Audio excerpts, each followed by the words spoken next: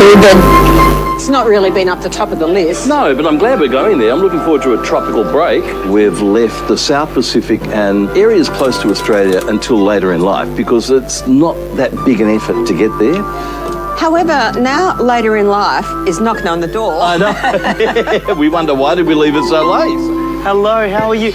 Everyone has these flowers. I love them. Vanuatu has never really been on the top of our list. Like, you know, we were after like high octane, like we want like a lot of like adventurous stuff, but I feel like everyone that goes to Vanuatu is just like laying on the beach. For Matt and Brett, the seating is serious business. So how are you enjoying your first time in business class? Well, Matt, it's like your first time of anything. You need to make it last. We don't know a whole lot about Vanuatu, but we have been here on cruise ships before. We came once for one day. I had no idea business class got different food. I kind of feel sorry for the people behind the curtain now. Come on, bring the movie up. Yeah, what do you want? Something with a lot of killings. I think it's great that the flight only is 3 hours. You can come here for a quick trip, leave on a Friday and come back on a Sunday. You know, the thing about it is because the flight's so small, you won't even be able to finish it. Yeah, but you just fast forward the boring parts. Our guides are landing in the capital of Port Vila, with plenty of time to catch the ferry to their accommodation. I am so excited to be here in Vanuatu. I've always wanted to come here. Why? It's so hot. I've only been here for like 20 minutes. Hello. Hello, hello, and hello. Hello. Welcome. My name is Fraser, and I'll be your escort once we go to the boat. Wow. What I didn't really understand, but was we're already on an island, but we had to go on a boat to another island for our accommodation. My name is Daniel Golova, and I'm going to be your MC for this morning. But I'll crave your indulgence for us to... And then we'll get started. Thank you very much. Bonjour, mesdames et messieurs. Je m'appelle Danny Glover. Je suis le maître de la cérémonie pour ce matin. Le programme que nous allons avoir ici, à British Council au Ghana. Amen. Oh, yes. Oh, really? Oh, my God. That was a terrible performance. That's really, really bad. We'll have to try that one again. If you're thinking more communally than canoodly, you and the gang can get a bit excited in one of the resort's palatial 3 or 4 bedroom beach houses. Oh, look at this place. Look at the view. Oh, what a spot, man. Better take our boots off, eh? When we walked into our room, should I say our house? House? Wow. More like a mansion. My home's smaller than that thing we've got down there. This is so cool. Can you believe, like, we could stand here, have a cup of tea and throw some rods out. You don't fish much, do you? This is 4 bedroom, 4 bathroom. That is class. 4 different toilets for 4 different uses. Number 1, number 2 for popping off, and the 4th one is for a bad case, which happens to be your room, Jonathan. So anyone with diarrhea.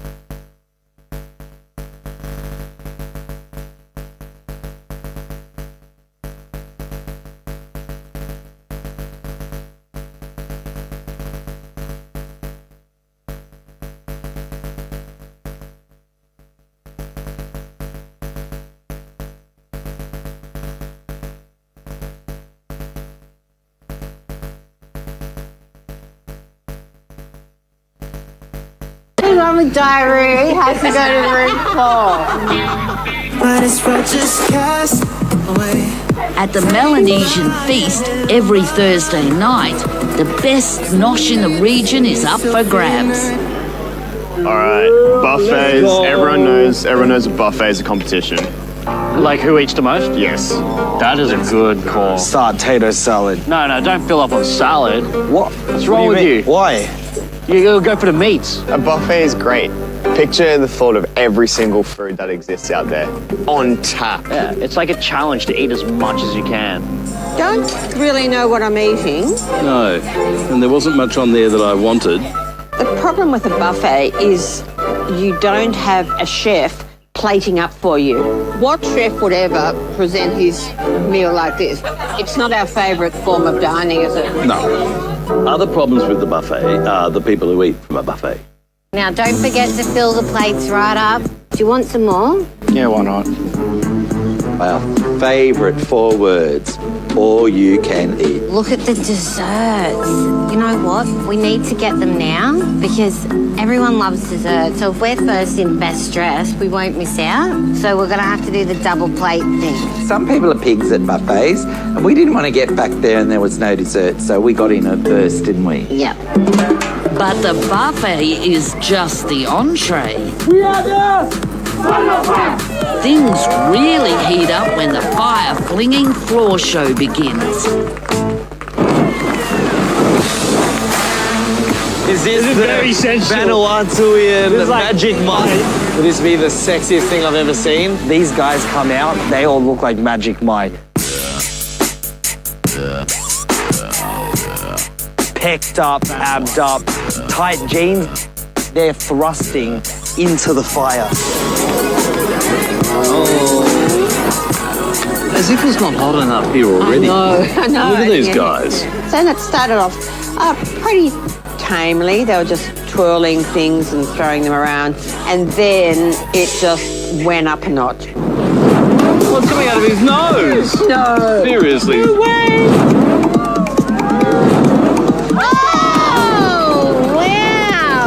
Can you believe that? I hope they have audience participation. Why? That was honestly the best fireworks I've ever seen. I came in like a Oh, now that's... Oh, that is good. God, you don't need fireworks when you got this. I don't know whether I was high from the show or high from the fuse. It was that good. Coming up, Oh, the bird! they're playing with fire, Faster, faster. I don't think this match is working. making a splash Lucky I am thick-skinned and big-boned. and mingling with the locals. We have similar in Australia called crocodile. And later, Look at the dolphin. what will they rate their Vanuatu escape It was like nothing I've ever seen, nothing I could even describe. out of 5 stars? I don't know anyone that would not enjoy this. We really got to learn how to swim.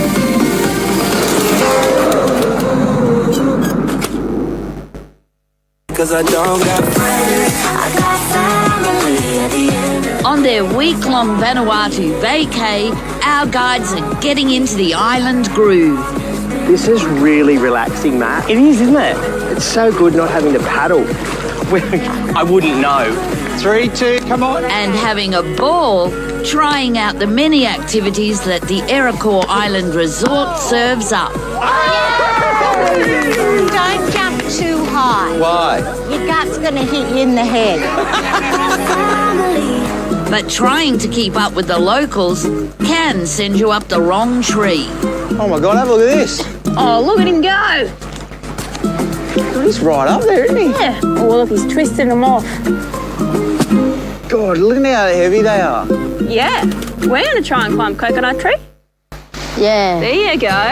Yeah, you can do it. Is it easy? No way. God, this is tiring. Am I almost at the top yet? You're not even halfway. I think I got about halfway.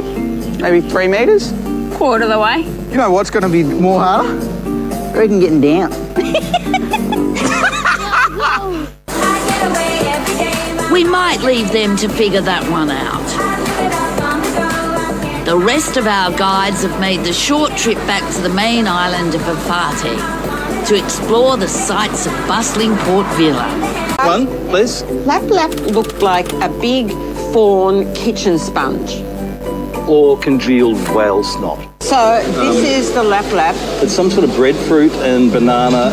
Oh, it's very dense, isn't it? It's more like plaster of Paris, really. I don't think it has a taste. Probably an acquired taste. It's not always just about the food. It's the whole total experience, right? And this is so authentic. I mean, I think we're the only people here that don't look like they're locals. I know. Everyone looks like they live here. Oh man, they got lettuce. Oh, pineapple. Can we please get the biggest pineapple you have? No, you gotta slap them, bro. You slap the fruit, then you listen to see if it's juicy. It sounds juicy. That's a juicy boy. So Mum always taught us to check fruit until it's raw. You gotta slap it. Slap it.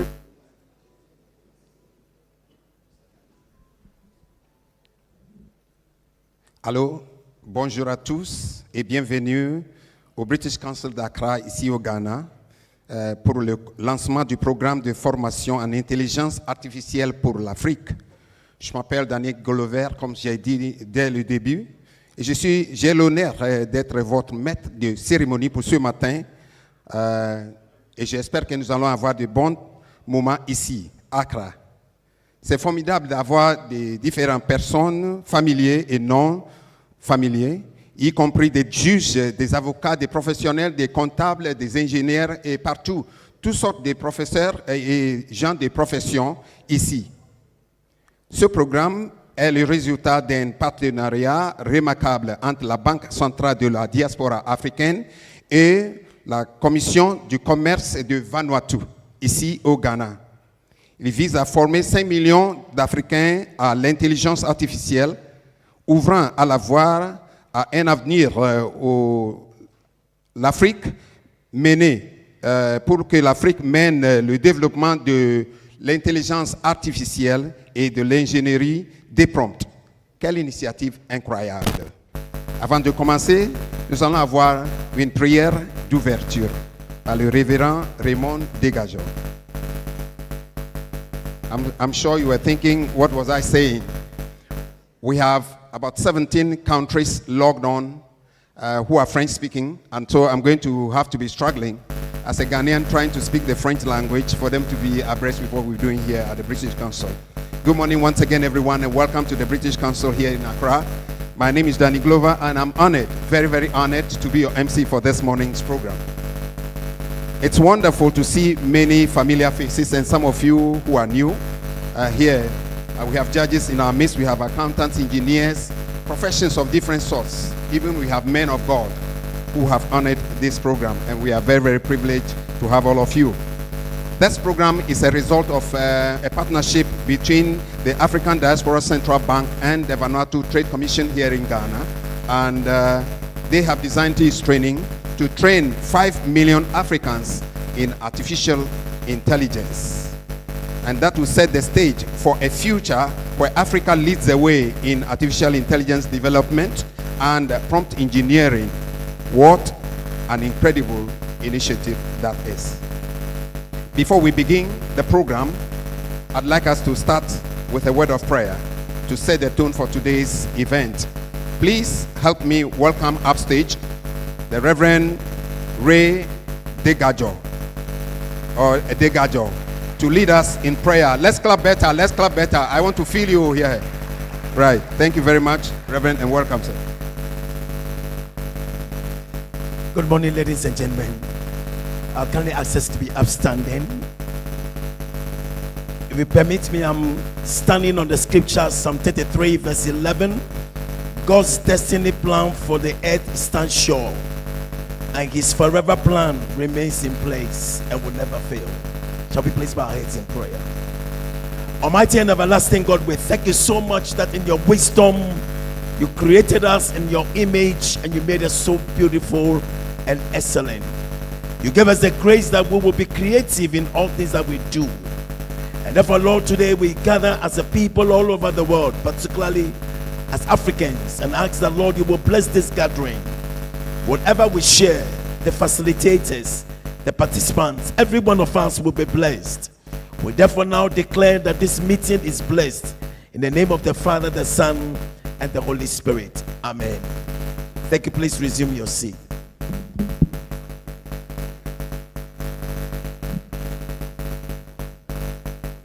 Thank you very much, Reverend Degajo. Is it Degajo or Degajo? Something has happened. Amen. This morning, something is going to happen live here. All right. So I want you to just turn to somebody, give him a high five. Tell him, welcome on the journey. to success. And give a resounding clap. Give a resounding clap.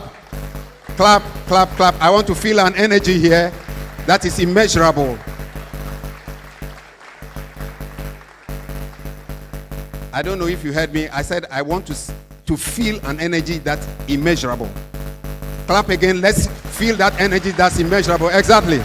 This is the one. This is the one. Thank you very much. Thank you very much, Reverend. Your prayer was good, and we appreciate it. Next, I'd like us to take note of some very important dignitaries amongst us. Before I do that, I'd like you to know that you are a very important dignitary also in our midst, all right? But I'm going to mention just a few of them, and they will resume their seats at the high table, and then after that, we can get the program going, all right? So I'm going to mention a few people. I'm going to mention a few people, and when I mention their names, they'll be coming upstage to assume their seats at the high table. Can I have Dr. David Kimboyson, and let's clap for them as they come upstage. Dr. David Kimboyson is the CEO, Knowledge Web Center, project lead and consultant for the AI Africa training. Dr. David Kimboyson. Is it the king that is David, or David is the king? Right. Next up stage, we'll be welcoming the Honorable Kojo Ban Ajiman. Is he here? He's not yet here. So when he comes, he'll come to join us. He's the CEO of the Ghana Digital Centers Limited. Next to him, I have the privilege to welcome upstage Justice Patricia Kwanzaa. Justice Patricia Kwanzaa. Is she here? Yes. She's looking like a Miss Ghana, you know. Yes, Justice Patricia Kwanzaa is a Justice of the High Court of the Republic of Ghana. Let's clap for her. Next, we will have the chief host, the one on whose lap we are all sitting. He is the Ambassador Professor Hugh Keku Ayi. He is the Vanuatu Trade Commissioner to Ghana. Let's give him a resounding clap. I told you I want to feel energy in this place. Yes. Thank you very much, Prof, and welcome. I'd also want to acknowledge some other institutions that are present, and then after that, we'll introduce our chair. The other institutions that are here include the Judicial Service of Ghana, the Ghana Digital Centers Limited, an agency under the Ministry of Communications and Digitalization. Then we have Ghana Immigration Services. They are in our midst. We also have the Ghana National Lottery Authority. They are here with us. We have represented here the Civil Society Coalition for African Continental Free Trade Area, CSC AFTA. We have also present here the Ghana Free Zones Authority, and then in addition we have the Accra Technical University, and they are represented by deans of faculties and lecturers of that university. That's immeasurable. And then finally we have Airtel Tigo Ghana, and then the Valley View University of Valley View University, and then University of Ghana Communications and Technology. Okay, so we have the University of Ghana represented. We have Ghana Communications Technology University. So many universities represented. Let's clap for all the institutions that are present here this morning.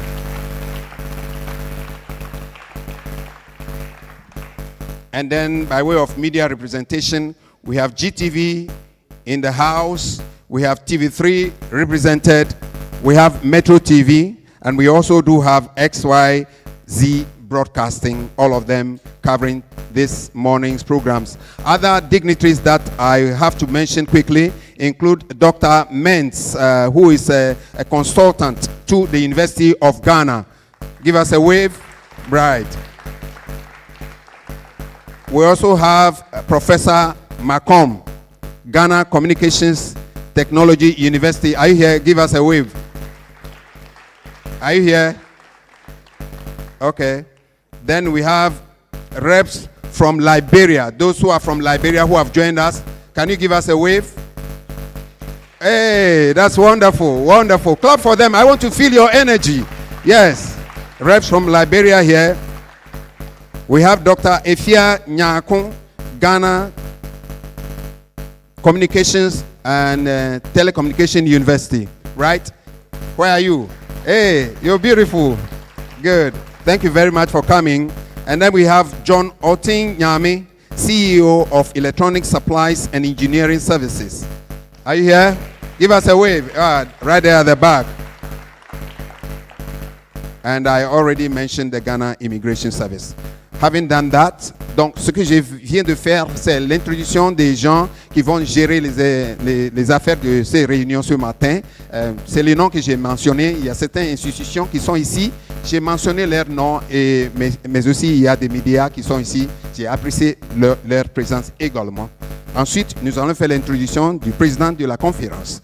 So what I just said is that next we are going to have the introduction of the chairperson for this morning's occasion, and I'll at this point be calling on Miss Ewenam Nyamadi, the Executive Secretary at the Vanuatu Trade Commission, to introduce to us the chairperson or the chairman for this morning's program.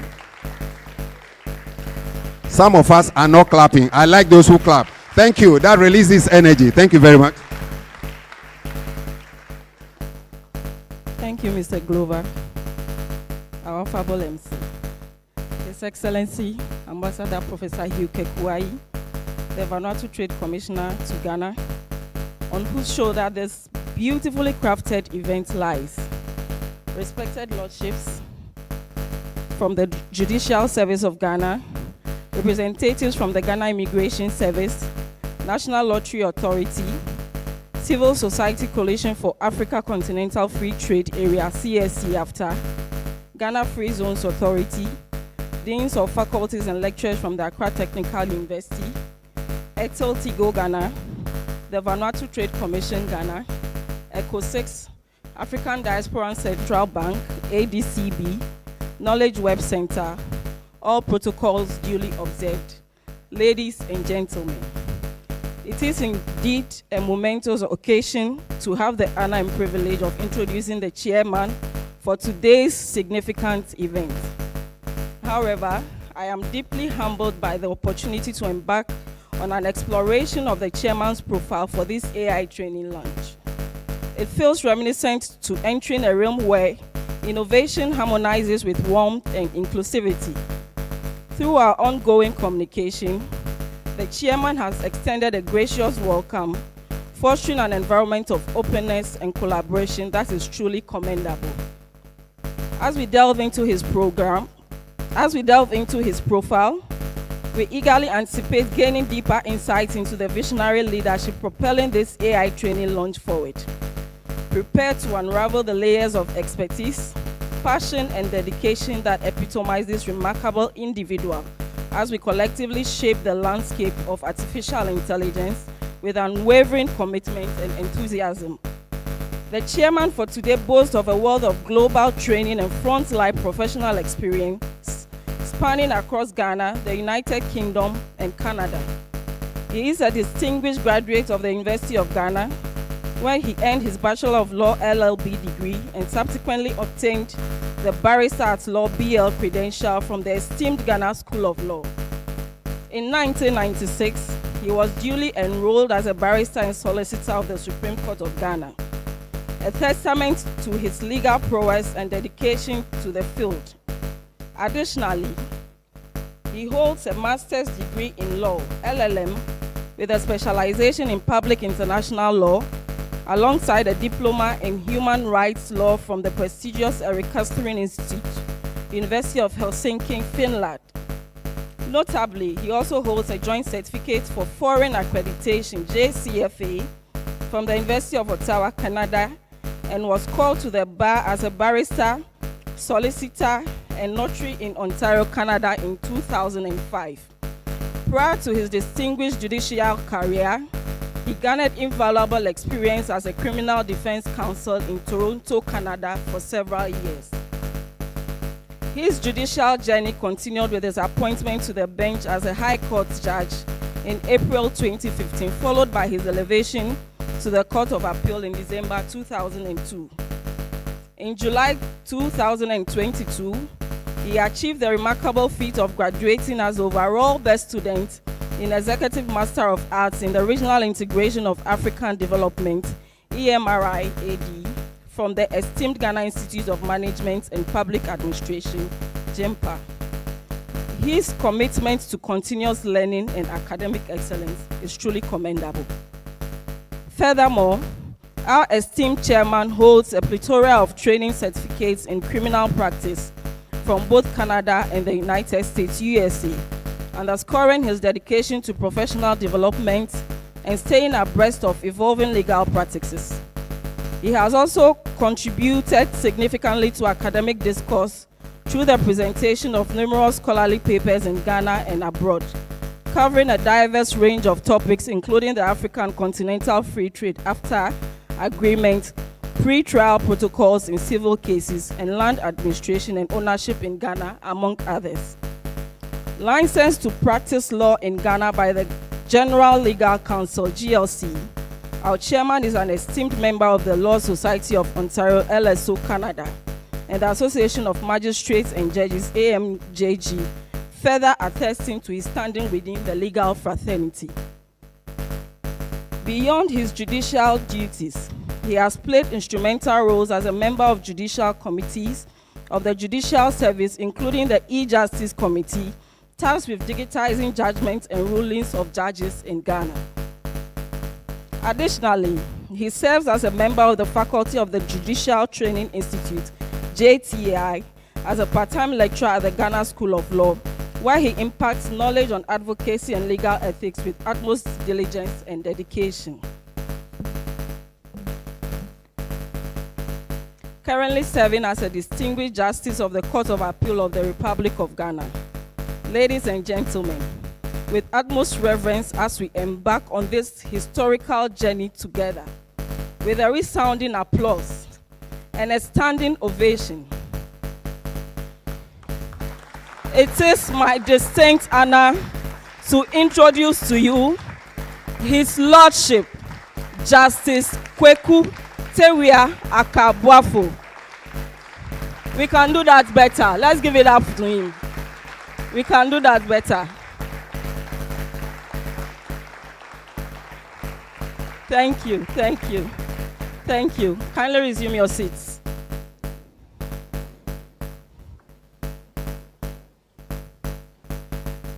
My Lord Chairman, I respectfully hand over this august audience to you as you steer and overlook the affairs of this remarkable event.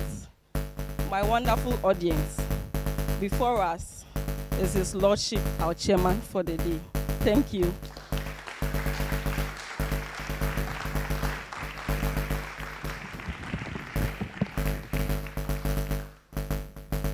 Thank you very much, Sister Ewenam. Ewenam means He's done it for me. I don't know what God has done for you this morning, but He's done it for me. All right. Welcome once again. At this point, I was listening to the introduction of the chairman, and I was thinking that he was overloaded. And if we were to pack all his credentials for him to carry, he would have been arrested for overloading his body. And that would have been the first crime in mathematics. All right. So at this point, I think it's just in place for us to hear the chairman's opening remarks. Shall we receive our chair?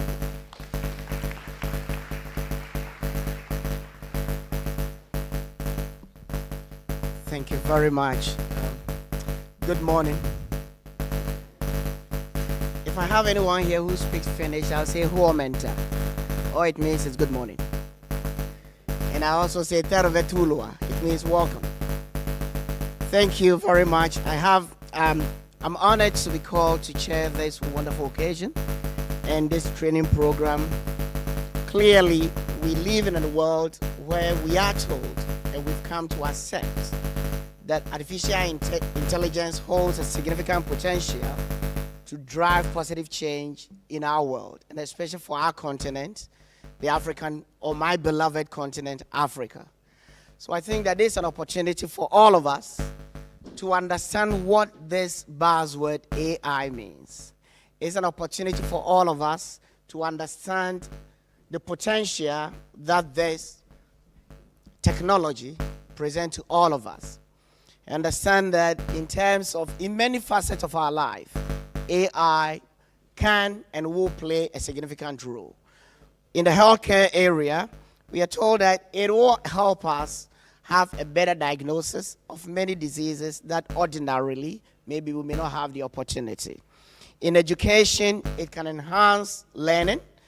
And as I stand here, I was just sharing with my sister this morning that I use ChatGPT in my work. For example, if I want summaries of loaded documents, ChatGPT can help me. But be very careful when you get it.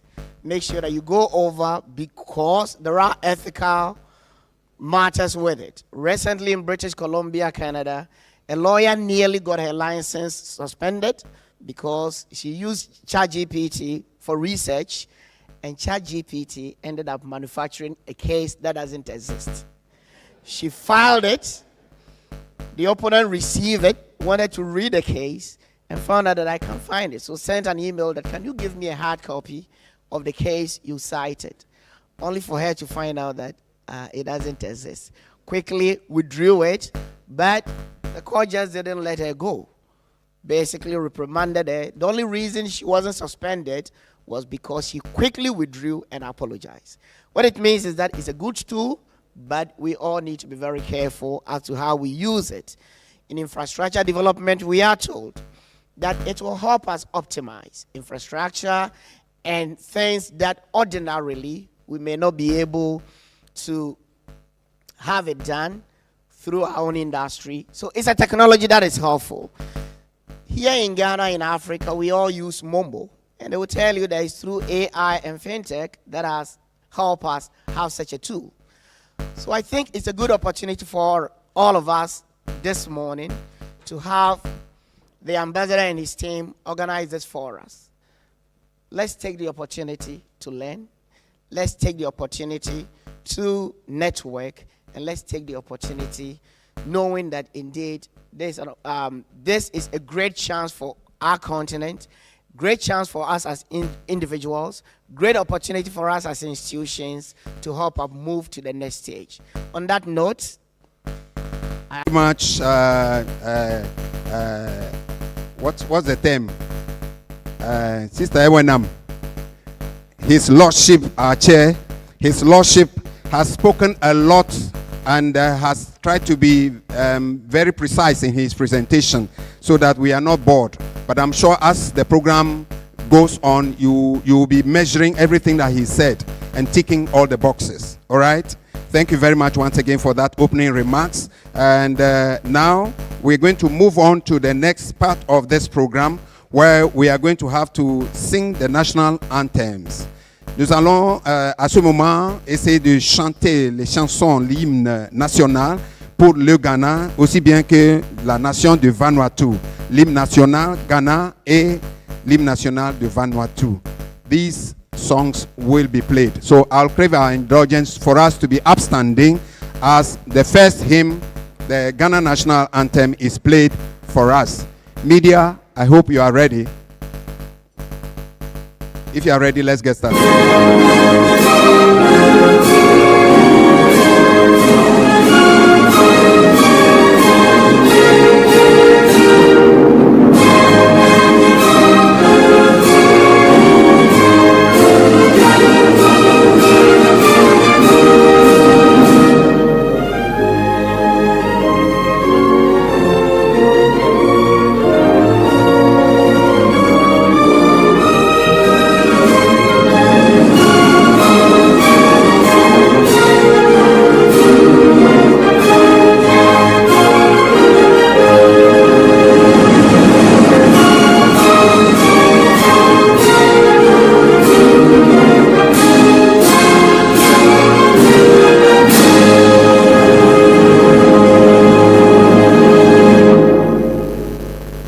remain standing as we play the national anthem of Vanuatu as well.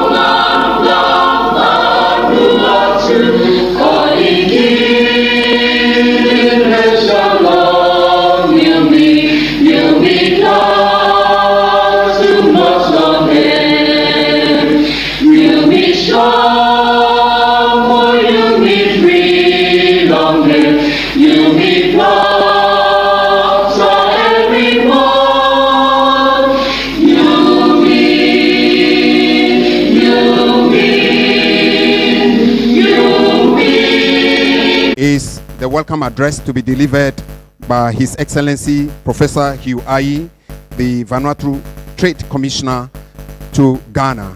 Shall we receive him to the podium? Let's be upstanding as he comes. This is our host. Because of him, we have the training. Because of him, we have this program. Because of him, many good things are happening and are going to be happening. So let's pray that he should not die. He should make sure he doesn't die. Welcome to the podium. Thank you so much. Kindly be seated.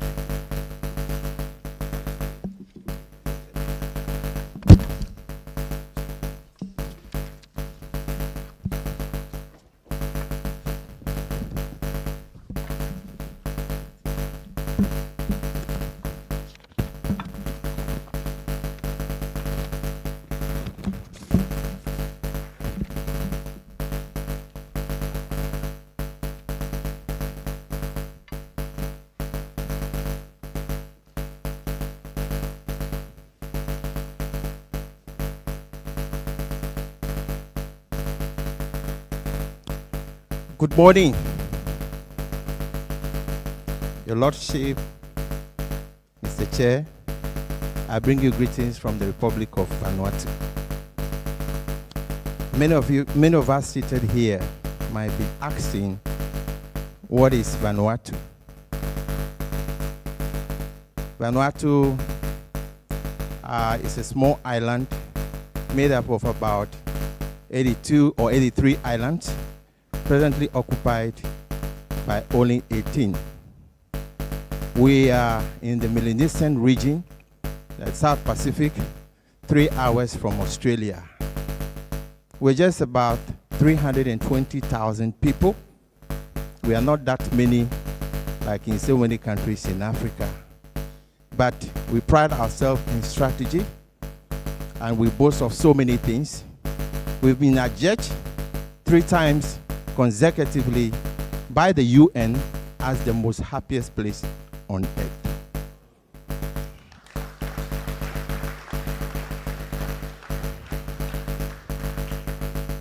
We have close about 26 airports. We have about 6 commercial ports. And we pride ourselves, even though we are not so big. We have about 8 aircraft now, going to about 48 international destinations. And we are proud of who we are. And I'm happy to be leading the trade mission to Ghana and Africa.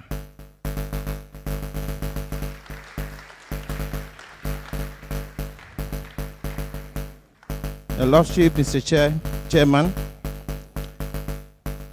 Your Lordship, Chief Justice Kweku Akabuafo, Justice of the Appeals Court of the Republic of Ghana, Your Lordship, Chief Justice Patricia Kwanzaa, Justice of the High Court of the Republic of Ghana, Your Excellencies, esteemed ambassadors and diplomats, distinguished guests and protocols observed, it is my great pleasure to extend a warm welcome to every one of you to this auspicious occasion, the launch of AI Africa training for 5 million youths in Africa.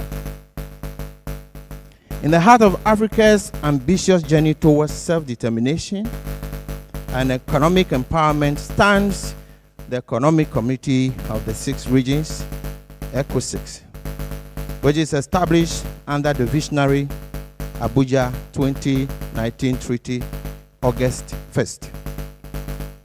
This groundbreaking initiative represents a bold stride towards realizing a dream that has long been etched in the heart of Africans and the diaspora alike. The dream of a united, prosperous Africa that commands its destiny on the global stage.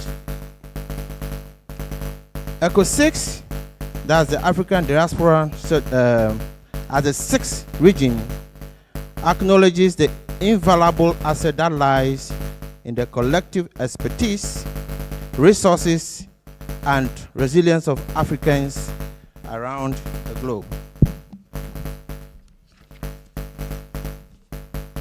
This recognition is not merely symbolic, it is a strategic mobilization of a global African force towards the continent's economic revival and sustainability.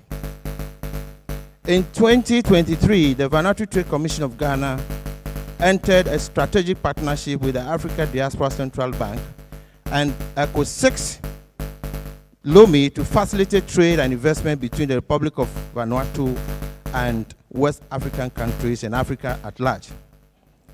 This partnership aims to provide financing for renewable energy infrastructure, the development of various state infrastructures in Vanuatu and other African countries.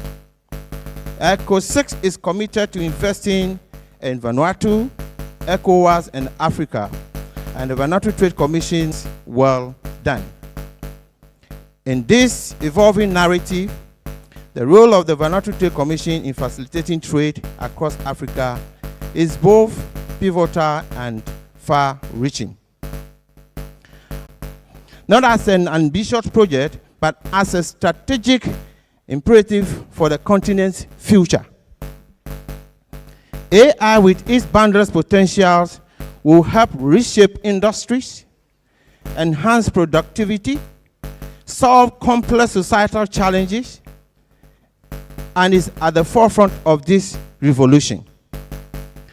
Recent studies, including those by PwC, that's PricewaterhouseCoopers, project that the AI could contribute up to 15.7 trillion to the global economy by the year 2030, with 6.6 trillion of this derived from increased productivity and 9.1 trillion from consumption side effects.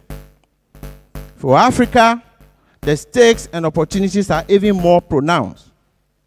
With over 60% of its population under the age of 25, Africa's youth represent not only the future of the continent, but also its most significant asset in embracing the digital revolution.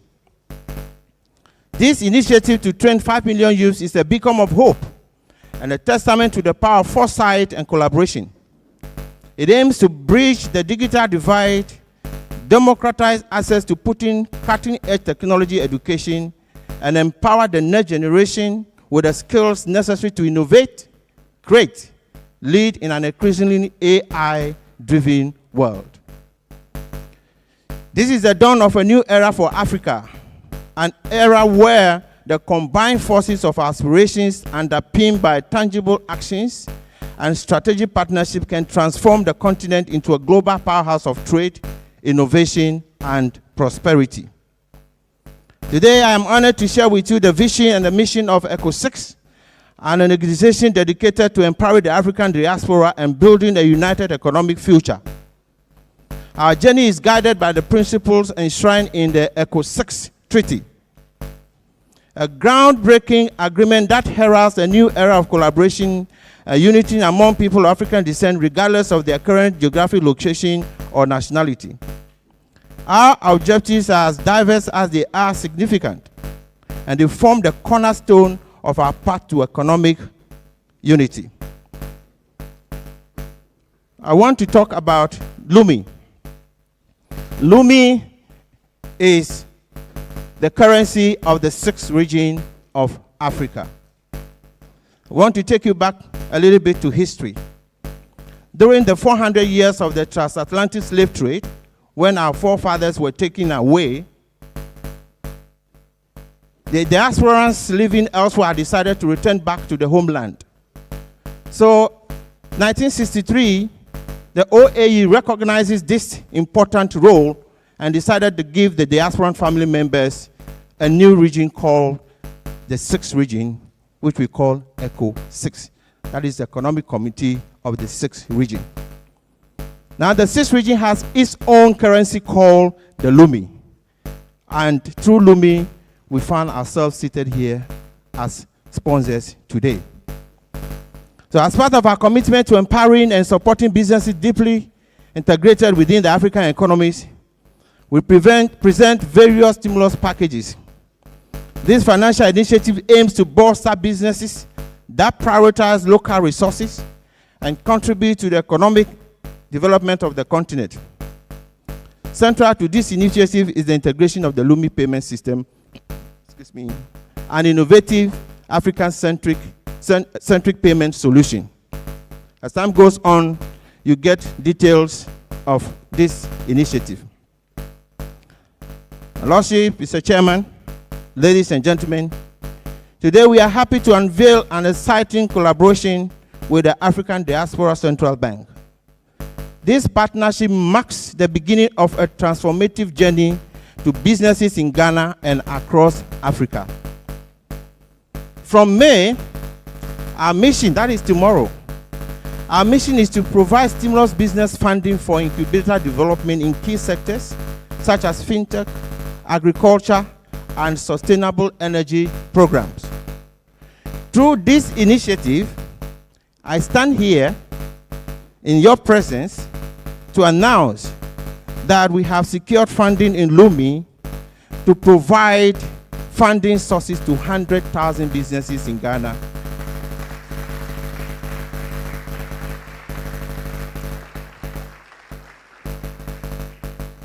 This we hope will foster innovation, sustainability, and economic growth throughout the region. We are not only starting from Ghana, but we are moving to so many other African countries: Liberia, Nigeria, Senegal, Gambia, Tanzania, Kenya, and many other countries in all the 53 nations in Africa that are joining this process. As we embark on this journey, it's important to highlight our short-term goals, which culminate to the end of the year 2030. So over the next 3 years, businesses will have access to these funds without any interest, enabling them to thrive and expand their impact on local communities. So whether you are a budding entrepreneur with a groundbreaking idea or an established business looking to scale new heights, there are many opportunities for you. From startup to seasoned enterprises, we welcome all who are committed to drive positive change and innovation across Africa. I invite you to join us on this remarkable journey towards a brighter future for Ghana and Africa as a whole. Together, we can harness the power of innovation and entrepreneurship to create lasting impact and prosperity for generations to come. So we have stimulus package for application technology research. This will be given to universities to conduct research in so many areas. We have community development stimulus package, and the community development stimulus package is an initiative designed to empower recognized custodians of the land, that is our traditional authorities in Africa, to access this funding. By focusing on sustainable practice and innovation, we aim to enhance the quality of life and promote sustainable development within traditional communities. There are some procedures to follow. Firstly, if you want to access our AI funding, there are certain procedures which will be guiding you through.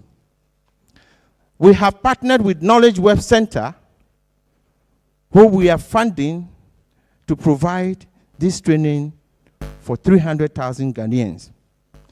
Now, here is the beauty of this package.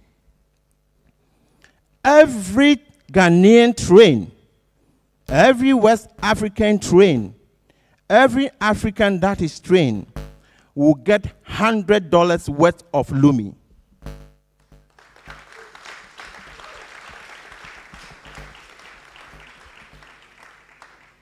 The cost of this training, if we have to go to Knowledge Web Center to acquire this knowledge, is $250.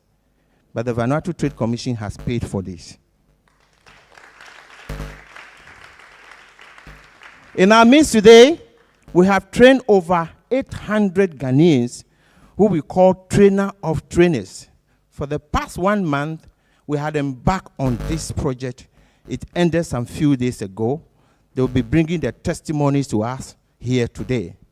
Now, if you want to be a trainer of trainers, the cost is $450 if you go to Knowledge Web Center. But that one has also been paid by Vanuatu Trade Commission.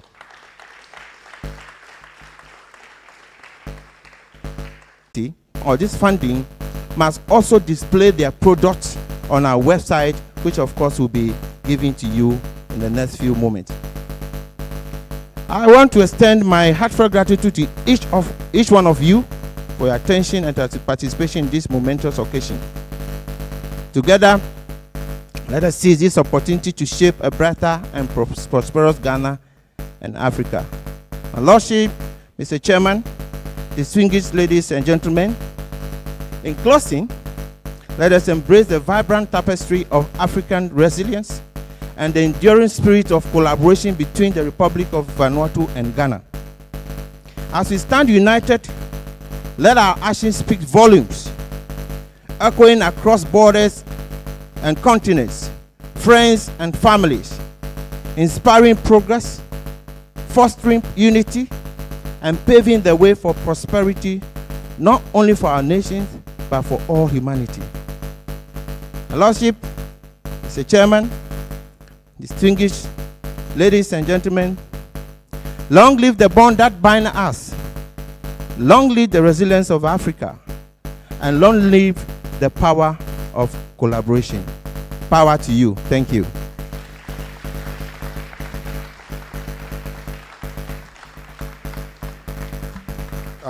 Let's clap better. Let's clap better. Thank you very much. Kindly resume your seats, please. Did you feel, or do you now understand why I said you should be excited in the beginning? Are you sure you are on board the flight? Are you sure you are fastened your seat belts? So did you hear that about 15.6 trillion, is it dollars? Hey, that's the amount of money to be generated. And once you are sitting here, it means you are on earth and you are occupying a certain portion on earth. So what is your shareholding in the one that is coming? I don't want to ask what you have now, but the one that's coming, they have told us is coming. All right? I heard it and I was taking notes. I heard that they want to sponsor 100,000 businesses. Did you also hear that? Are you one of them? The yes is small. Now it has increased. So 100,000 businesses to be sponsored. He hasn't said how much they will sponsor, which means it's ad infinitum. Whatever amount, whatever business you want to do, I don't know, because he didn't mention how much they are ready to sponsor. So that's an ignition, isn't it? He has sparked something, and it should spark something within us, all right, to be able to take this continent to the next level. I heard a lot of things, and I don't want to say all of them, but I'm keeping some of them to myself. And we are truly, truly thankful to you, Your Excellency, Professor Hugh Ayi, for that powerful speech. There's a lot in it. I wish we could have the speech so that you go and take them line by line and digest. All right, next on the agenda, we're going to have a documentary on Vanuatu. He is the Trade Commissioner for Vanuatu here in Ghana. Let's have a short documentary on Vanuatu. You will even see the environment and wish that it was Ghana. Let's just watch this one. Thank you very much.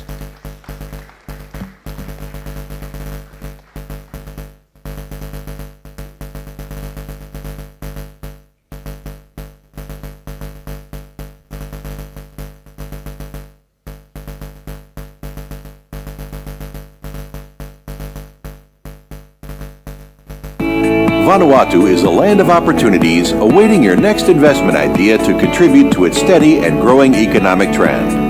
Ideally located within approximately 3 hours flying time from its key export markets of Australia and New Zealand, and well connected to its international investor market sources, Vanuatu offers you the opportunity to invest in key sectors of the economy. Value addition and the development of Vanuatu's primary sector are two priority areas of focus of foreign direct investment's contribution to the country's economic growth. Vanuatu has immense potential for value addition of key products such as fruits and vegetables, coconut, and cattle. Copra has remained Vanuatu's #1 economically viable agricultural product. The combined value of Vanuatu's exported copra, crude coconut oil, and coconut meal has contributed significantly to the country's GDP. There remains an urgent need to diversify and value-add Vanuatu's coconut sector. The underexploitation of value addition in coconut water, coir products, desiccated coconut, and other potential sectors, coupled with growing global demand, promises good future of coconut sector through value addition. The continued strong growth in Vanuatu's tourism sector will encourage a spillover effect from the coconut sector through manufacturing of tourism by products from coconut, especially coconut water and coconut oil. An ever-growing awareness of health benefits of coconut oil also encourage growth in this sector in the near future. There is urgent need for technical know-how and materials to establish value addition plants, a potential that calls for foreign direct investment. The farming and production of key fruits and vegetables that will maintain an all-year-round supply will go far in substituting imports that can be produced locally. With the use of modern farming technologies, both productivity and quality production of Vanuatu's local produce can be increased, therefore contributing to farming for commercial purposes. Such methods will ensure consistency in supply to local market, including opportunities for export. Potato, onion, carrot, and green capsicum are only some of the key agricultural products with a high demand and high potential to be grown locally to supply the domestic market.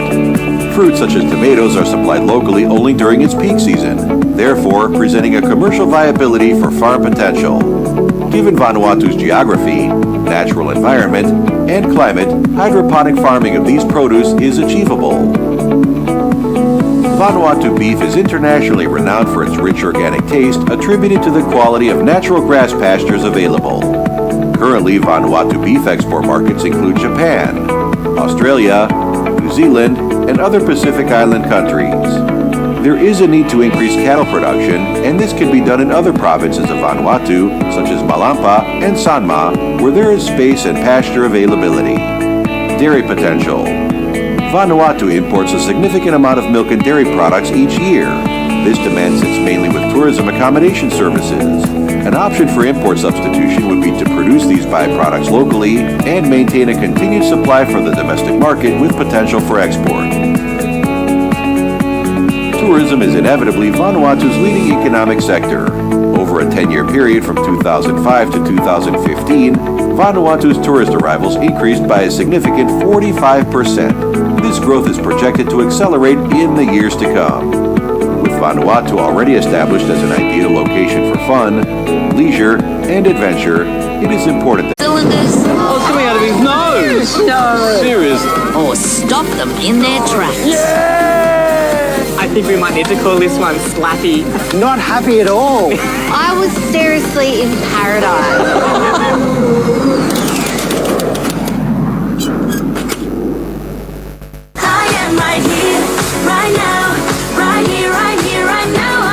Voila, Vanuatu. With just 120,000 tourists a year, this might be the Pacific's best-kept secret. With its sapphire seas, affordable accommodation, and welcoming locals, V marks the spot for a tranquil tropical trip. But is the chill spot for a tranquil tropical trip? But is the chilled out vibe everyone's idea of fun? Or does island time run a little too slow for some?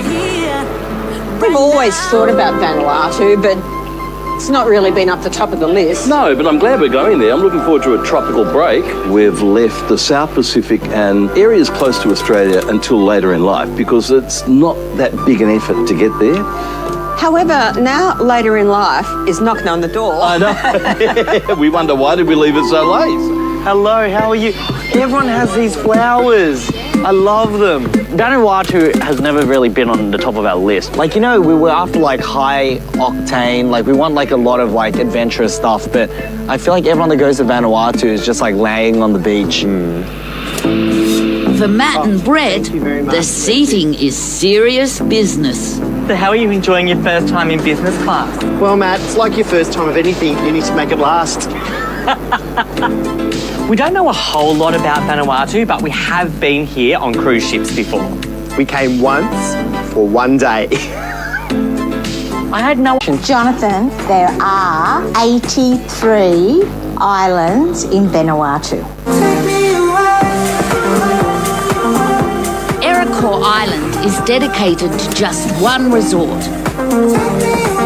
Spread across the island are 27 air-con rooms and bungalows, plus family-friendly pools, open-air restaurants, a day spa and warm welcomes. Welcome to Iroquois Resort and Spa. How are you? How you going? Welcome to the island. Nice for you. Thank you. Oh, listen to that horn. That's cool, man. Oh my God, it smells so pretty. Oh, they're beautiful. My favourite colour too. What an entrance, eh? What an entrance. Hey, that's a great view. Wow, that's amazing. Jeez. Our room was lovely. There is a big deck and that view. Oh, hang on, look what I've seen. Oh. Just when you think that things couldn't get better. See, that is beautiful. Yeah. You know what we need now? What? Water. Oh, we've got our own pool. What? Yes, please. And thank you. Love our own plunge pool. We should see what else is in the room. Oh, the big red heart on... Have you told them it's our honeymoon again? Little travel hack. Always tell the hotel in advance you're on your honeymoon. If you want an upgrade, yes, it's our honeymoon. Oh, yes. Oh, really? Oh, my God. That was a terrible performance. That's really, really bad. We'll have to try that one again. If you're thinking more communally than canoodly, you and the gang can get a bit excited in one of the resort's palatial 3 or 4 bedroom beach houses. Oh, look at this place. Look at the view. Oh, what a spot, man. Better take our boots off, eh? When we walked into our room, should I say our house? House? Wow. More like a mansion. My home's smaller than that thing we've got down there. This is so cool. Can you believe, like, we could stand here, have a cup of tea and Thank you, throw media. some rods out. Thank you very much. You don't fish much, do you? This is 4 bedroom, 4 bathroom. That is class. 4 different toilets for 4 different uses. Number 1, number 2 for popping off, and the 4th one is for a bad case, which happens to be your room, Jonathan. All right, so just gone by is the video documentary. Ça, c'est un bref documentaire vidéo sur la République de Vanuatu que nous venons de voir à la télé. Ça va nous donner un aperçu de ce pays incroyable, je crois, et de sa culture également.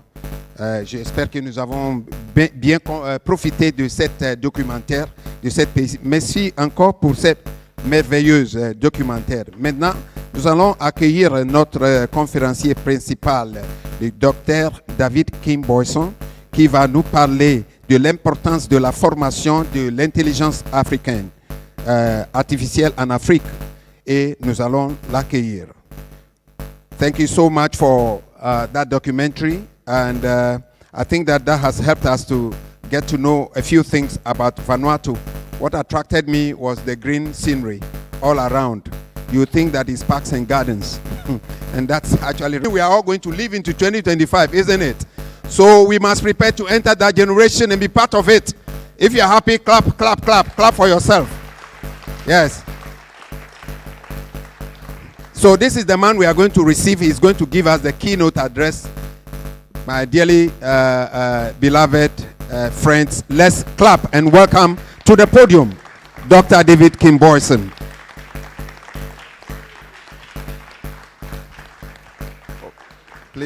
Please be seated. Yeah.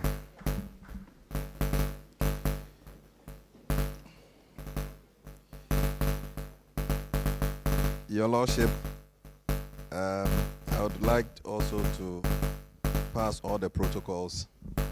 I'm not good at remembering names. I deal with pictures. So I think I can address you. So now this gathering today is not just a ceremony, but a declaration of our collective ambition to shape the future.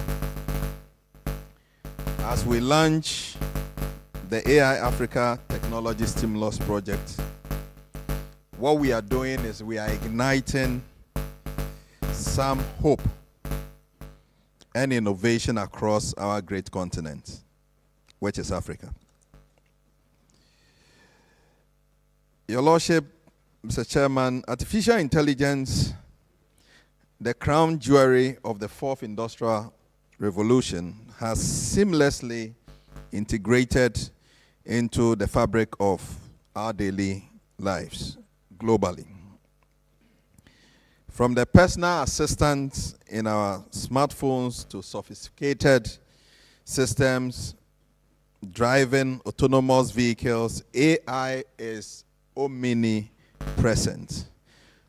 Globally, AI's market value is projected to soar to some 15.7 trillion by 2030, with a transformative impact on economies, healthcare, and education. Mr. Chairman, in the North America, AI systems enhance predictive healthcare, improving patients' outcome through personalized medicine. In Asia, countries like China and South Korea are revolutionizing manufacturing and urban planning with smart technologies. Europe's investment in AI-driven clean energy project is reshaping sustainable living standards. But what does this mean for us Africans, Mr. Chairman? It symbolizes an unprecedented opportunity, an opportunity to leapfrog traditional stages of development and integrate AI into the heart of our growth strategies, ensuring we are not just participants, but leaders in the global technology arena. Mr. Chairman, as we gaze across the continent, it's clear that the investments in AI are not just about technology. They are about envisioning the future, a future where economic growth and human development go hand in hand. Nations like United States, China, and India have earmarked billions of dollars towards AI development, recognizing its potential to double economic growth rates by 2035. That is why this investment by the African Diaspora Central Bank, and don't think that I have the money in my pocket. Mr. Chairman, you have to protect me as I'm here, because Ambassador mentions some wild figures, and the impression is that the money is with me. And yes, they've made those payments. As to whether it's with me is a different thing. So, with a robust budget of over $500 million, generously sponsored by the Vanuatu Trade Commission, partnership with the African Diaspora Central Bank. This $500 million is only the stimulus package of $100 equivalent in looming that is given to the 5 million people who are trained, aside how much they are paying Knowledge Web Center. To tell you, this project is in excess of $800 million, and I think we need to commend them.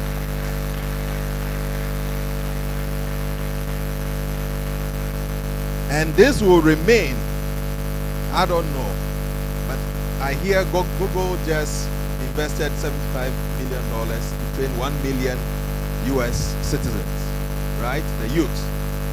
But this will remain one of the monumental investments globally being done by an institution such as ECOSYS and the Vanuatu Trade Commission to Ghana. And I say congratulations to Professor Hugh for this initiative.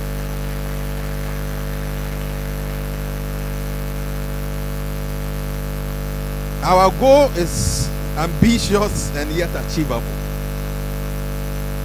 When I was told that we are going to do this project, it started like some sort of a story.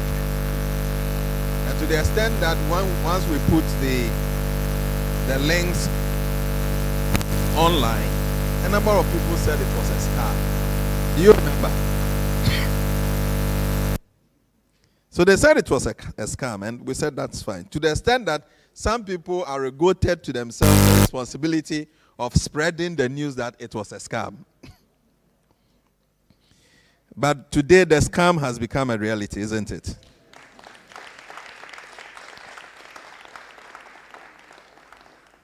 So this massive educational endeavor will empower individuals, enhance job prospects, and foster a new generation of technologists who will drive Africa's future. Now, the impact on African businesses will be profound.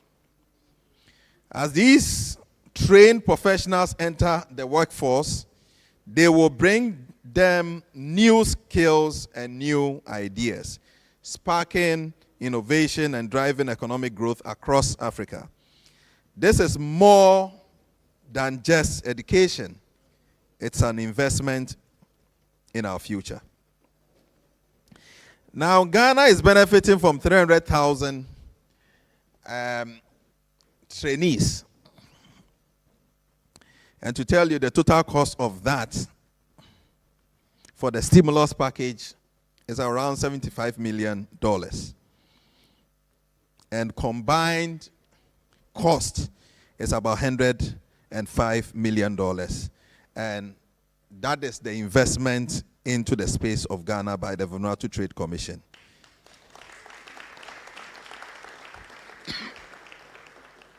I didn't know that I'll have the opportunity to mention such big figures ever in my life. So this investment strategically allocates funds across critical sectors such as the judiciary. I don't know why we put you first, because you determine the temperature in the country. You know Nigerians, how they do their things. They scale up, and they want to scale up. Liberia is also here. They have actually come here physically. If you guys are here, please, can you be upstanding? And I've been speaking to them. And it was like, doctor will be coming. I thought that they were just joking. But these guys had to fly from Liberia to Ghana just to witness this and to go back and tell the folks that we are also going to have our lunch just as Ghana did. Congratulations and thank you for coming.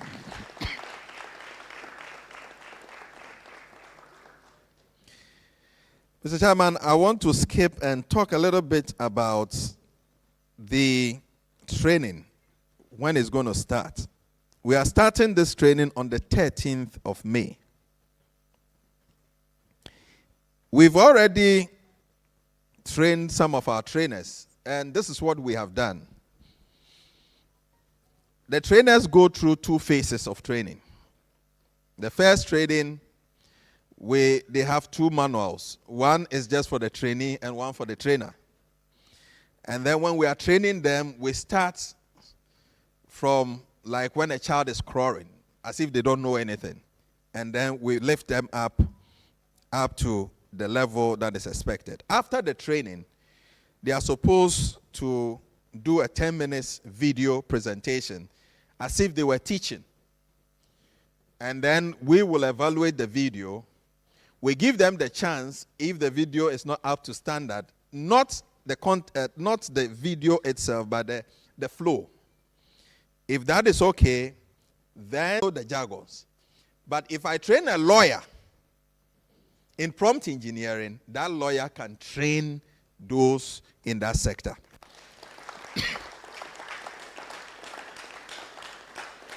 And for us, that is why we want to tell you today, those who are here and our colleagues who are listening to us, the future of AI is not in the technical aspects of AI and will never be in that area. The future of AI is in prompt engineering. And it is so because deep learning, machine learning, and those bits are technical areas. But now, for the first time in the history of mankind, the programming aspect in technology has been handed in an English-like manner to individuals to program. And that is what prompt engineering does. So the requirement for you to be part of this training is not just because you know how to use the computer. And people said, let's talk to our IT guys. I don't need the IT guys. I need the professionals, because they will be working, they will be issuing instructions to what? The AI. And that is what we have done. So I encourage you, the future is in your hands. With the training, we went through the use cases. We could do so many things. We could write a business plan. If you're a consultant and you have to write a business plan, the IT guy doesn't understand business plan, isn't it? So how would he know? And I want us to take this very serious. When we talk about AI, what the AI cannot do is to prompt itself. And that is your job. So about my organization, Knowledge Web Center. Who are we? So Knowledge Web Center is a company founded somewhere in 2018, 2019. And what we're doing was that my expertise is in I like being on this ocean, in the sea. So my expertise is in the blue economy. But I do some IT stuff and all that. So we were doing training, consultancy in the area of IT and IS implementation. And then we have delved into research those times for like 10 years, and we wanted to automate research. We wanted a way where we can automate research. So when ChatGPT released their APIs, we just jump on it. And then we came out with an application called the Scholar Write AI. And when you go online, you will see, even though it's not launched yet, a number of people are using it. And people ask that, but why are you doing that? And I tell them, if we don't do it, others will also do it. So on the platform, we're able to teach you systematically how research works, and you are able. Your Lordship, it will interest you to know that if I decide to Google about you and I see your publication, I can decide to tell the AI to use your writing style to write my articles. And that is where, for us, the academics here, I want to just discuss, not a word of caution, but to discuss this with you. Mr. Chairman, there have been issues about plagiarism. And this has been something that we need to delve into, because immediately ChatGPT released ChatGPT 3.5, there were other applications, they call themselves anti-AI, that came up. But if you understand the principle of using artificial intelligence, then you know that the AI actually mimics the way the human beings are thinking, are reasoning, into machines that are programmed to think and act like us. So any plagiarism software that says that something is AI written has a problem. Because I use, your lordship, your writing style. So if they are saying plagiarism, it is your writing style I have plagiarized. It is not the AI. The AI is empty. So these plagiarism software that people have developed, and they use some algorithms, nobody knows where. When you write without a mistake, they say flag it as AI. So something happened. Our premium university, University of Ghana, recently came up with a policy to, use AI to students who use AI in writing without recourse to referencing. So they gave this thing up. They publish it into the dailies. So all that I did, if you go to my Enjoy Online, you see. I also copied the writer, what he wrote. And I put it into the anti-AI, and it flagged everything as AI written.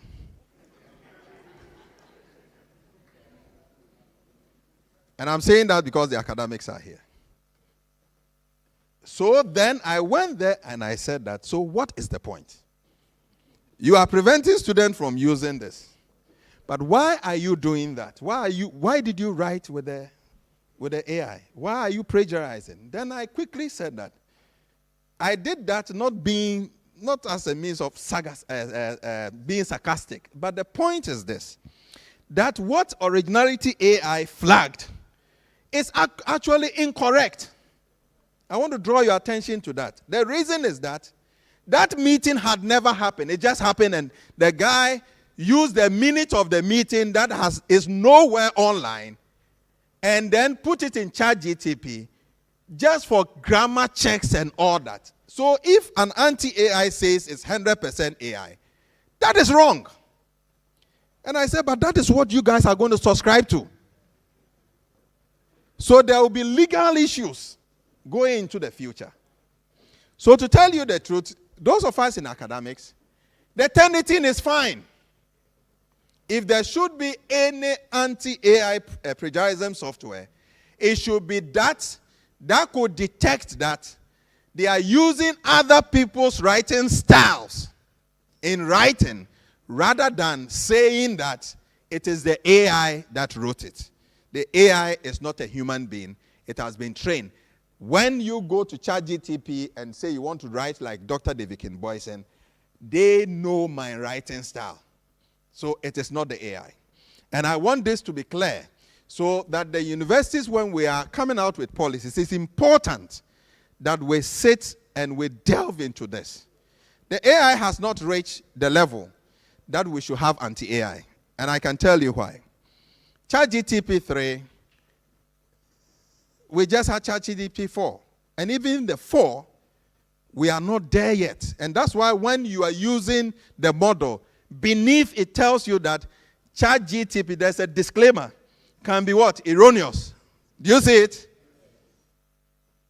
Even the Turnitin, it will tell you that it is not 100% what? Accurate. Well, what is the anti-AI doing? Ask yourself. So we are just, it's as if some of us hate the AI. But the point in there is that other institutions are instead integrating into the AI.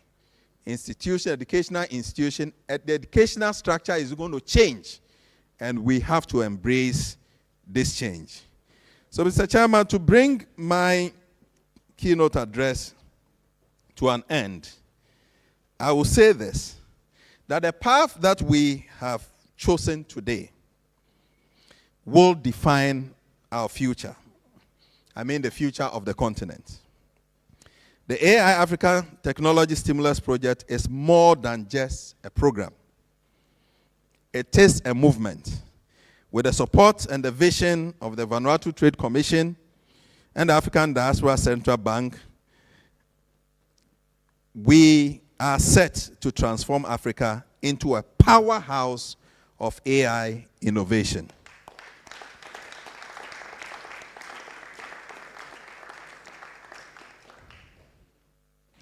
There has been some proposals which also the Vanuatu Trade Commission.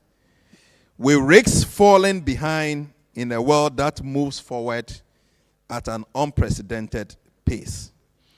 So, Mr. Chairman, let us move forward with determination and vision. Let us embrace AI and all the possibilities it brings. Together, we will ensure that Africa does not just participate in the fourth industrial revolution, but leads it. Thank you for your time, and God bless you.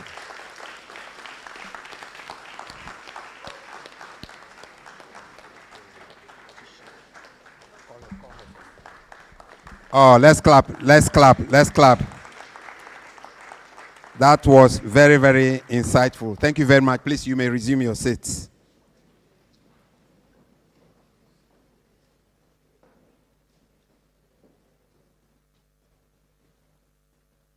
Merci le docteur Boyson pour ce discours perspicace.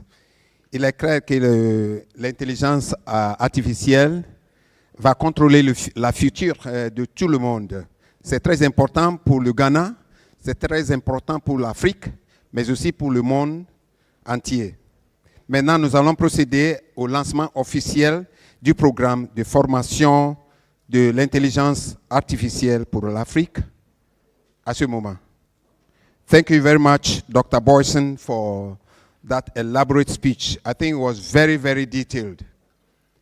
I feel like giving you something I'm going to do, but I won't tell you, or I should tell you what I'm going to do.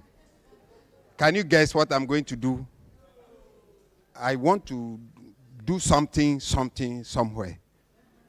I am there. My children are also training. I'm also training with them. If you like, I'll give you the title, Ubuakura. So let's all be part of this game, all right? Let's put our energies into it. That center, he says they are going to develop. I'll be there. All right. So next, we want to go on to a very, very important aspect of this morning's program, and that is the launch of the training. And it's going to be done by a video that will be shown to us. I think that during the course of all the activities we've been hearing that there's a collaboration between the Vanuatu Trade Commission in Ghana and also the African Diaspora Central Bank. They are not here, but the governor has been in Ghana. For how long was he in Ghana recently? For 1 month. The governor was here. I was privileged to sit by him. Come and check my temperature. It feels good. And I remember we went somewhere to Togo to meet the president. And then I was to introduce the members. And then he told me that we are all Ghanaians. He is from Ghana. And he said that the intention, the vision of the African Diaspora Central Bank is that the grandfather's house, Africa, is collapsed. And they have come back to try and construct. So they will do everything to make sure that Africa is out of poverty, is out of degradation, out of lack, out of everything you can think of. And Africans must become rich. I love that man. I'm sure one day, please arrange for us to see him. Just see him. But now you see him in the video. And then next time you see him physically. He's so passionate about the things of Africa, and he thinks Ghana must take the lead. So what about the Ghanaians? Are you sure you want to take the lead? They said from here they'll go to Nigeria. You see how many people will attend their meeting. And when it's time to execute, you know there's a difference between theory and practice. Idealism and realism. When we all finish learning, we have to practice. If you don't take time, they'll beat you in the relay. All right. So we are about to take the launch video. If we are ready, let's receive the official launch video for the AI training for Africa. Thank you very much.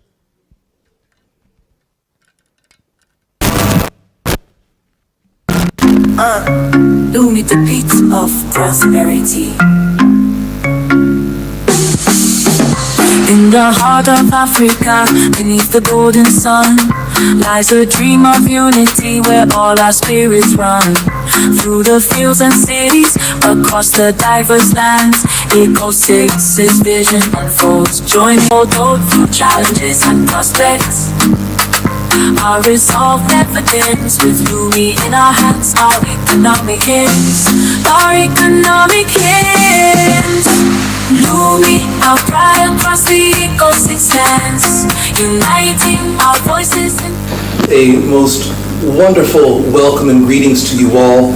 Indeed, in my capacity as chair, it's a distinct honor to welcome you into what I imagine to be the most important training program that African Diaspora Central Bank has ever sponsored, and that is artificial intelligence training for Ghana and for all of the African family. Indeed, we've had the pleasure and the experience of seeing what AI can do in its transformation for the economy within the Western Hemisphere, for its transformation within Asia and within Europe. But what the world has not yet seen is what AI can do in the hands of the African.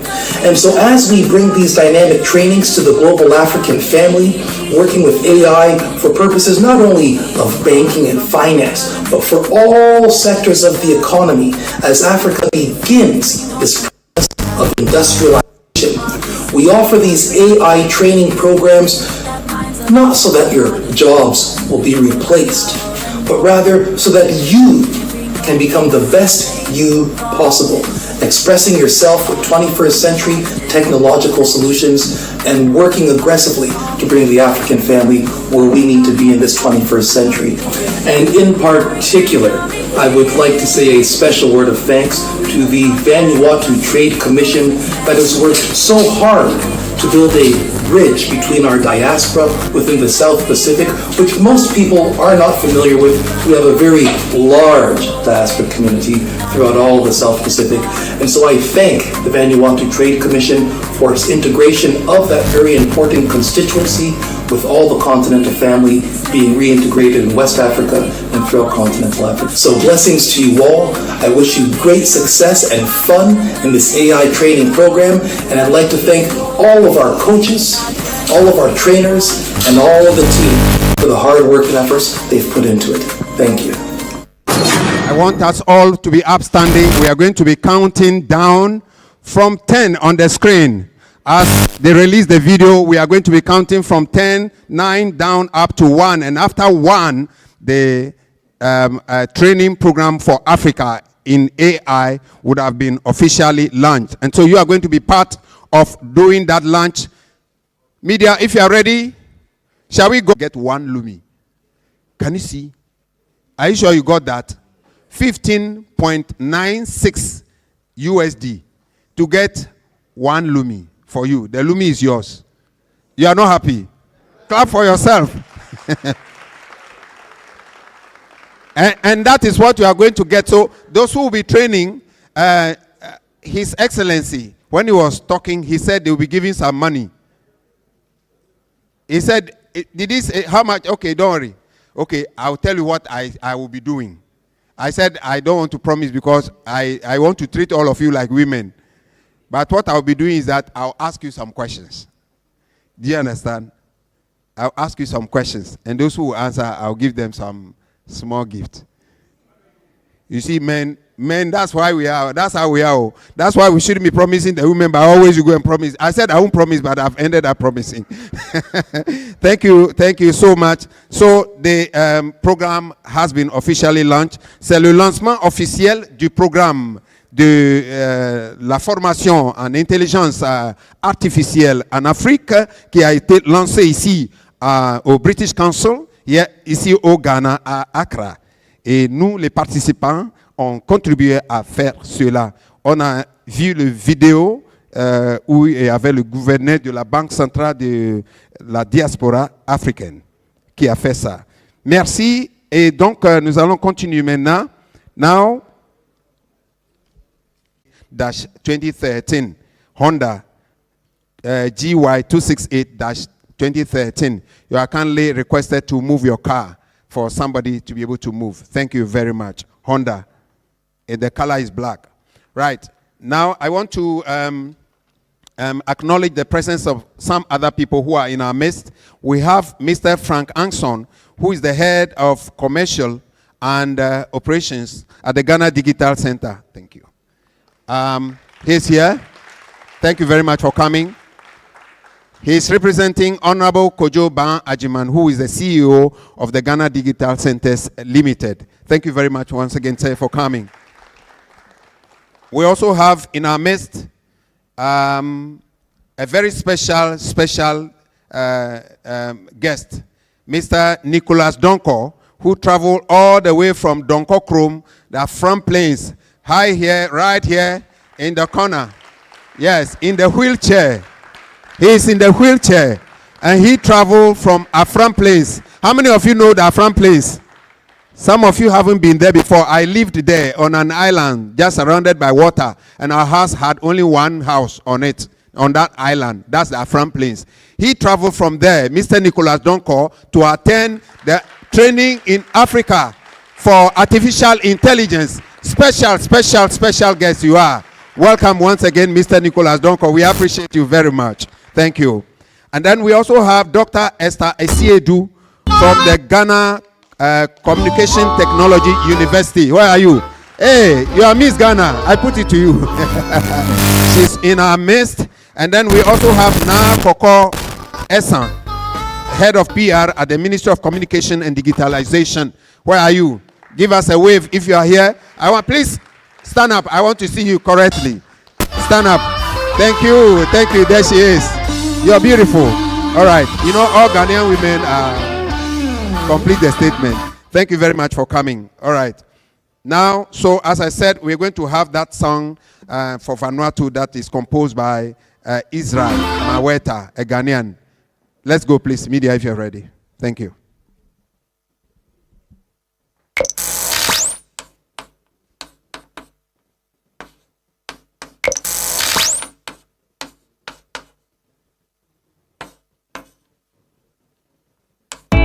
Vanuatu is a land of opportunities awaiting your next investment idea to contribute to its steady and growing economic trend.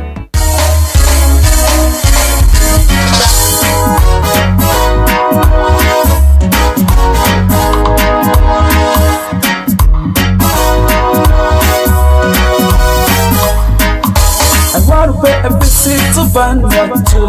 You will never regret it. The beautiful land of Vanuatu.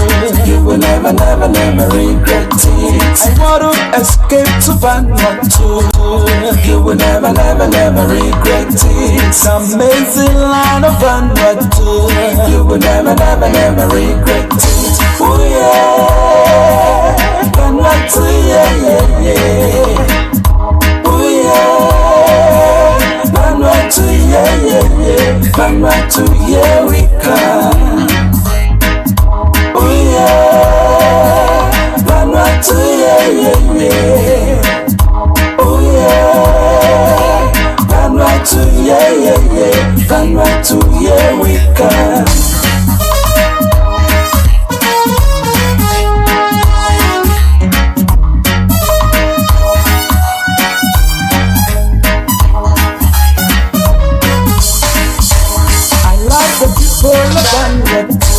They are very interesting. My hospitality is wonderful.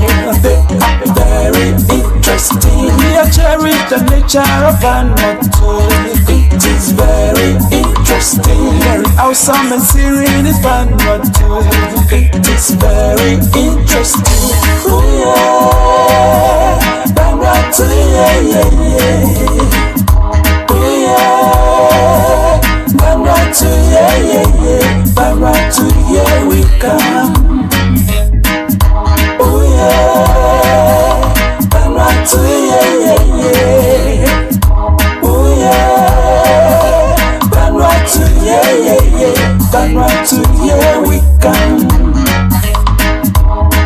love the people of Vanuatu. They are very interesting. My hospitality is wonderful. They are very interesting. I cherish the nature of Vanuatu. It is very interesting. Awesome and serious in Vanuatu. It is very interesting. Oh yeah, Vanuatu, yeah, yeah, yeah. Oh yeah, Vanuatu, yeah, yeah, yeah. Vanuatu, yeah, we come. Oh yeah, Vanuatu, yeah, yeah, yeah. Oh yeah, Vanuatu, yeah, yeah, yeah. Vanuatu, yeah, we come. I wanna go, you wanna go. We all go to Vanuatu. I wanna go, you wanna go. We all go to Vanuatu. I wanna go, you wanna go. We all go to Vanuatu. I wanna go, you wanna go. We all go to Vanuatu. I wanna go, you wanna go. We all go to Vanuatu. I wanna go, you wanna go. We all go to Vanuatu. Because we're doing Zoom and it's faceless, I didn't know. So he reached out to me and he said that he's coming from a farm plains. And he believes that he's the only challenged person. And I said, no, I don't think so. Then he sent me the picture. I said, fine. And I said, you are coming? He said, yes. With your assistant? He said, yes. But you are on the trainer spot? I said, yes. Really? So what we'll be doing now is that he's going to just use some prompts for you to see if he's actually a trainer. I don't know. So Nicholas is going to do that. The guys are going to share the Zoom platform. And also to tell you something. Please, can we switch to, this is an interactive session. Can we switch to the launch video, the initial part? I want to draw members, participant attention to something. Can we go to that video? Can you play it? No, not the launch, the beginning. Can you play it? Let's get to the beginning.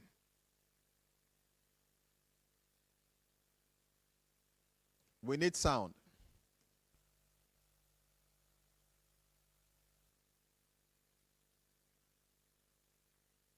Sound.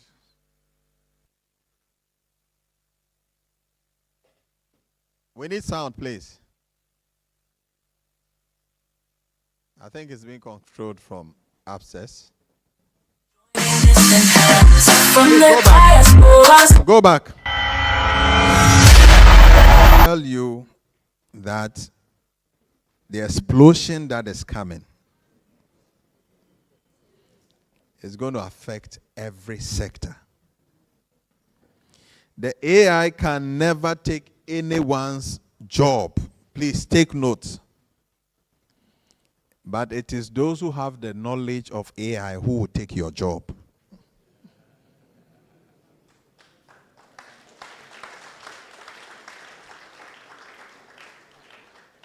You get the whole thing.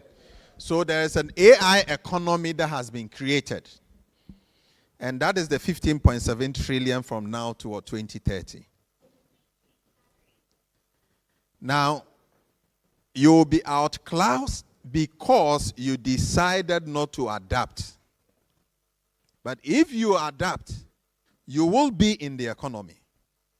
If you are a prompt engineer, please, someone to check online right now, Google, how much prompt engineers are paid. I need an answer. Google. How much? So, Nicholas Donko is a trainer. Please, let's share the screen for him. He's going to use some prompts for us. I don't know. I've not seen him work before. But he is a trainer. So we want to see what he is able to do. So this is the screen. Nicholas, can someone get the mic to him? What do you want to do for us? Microphone.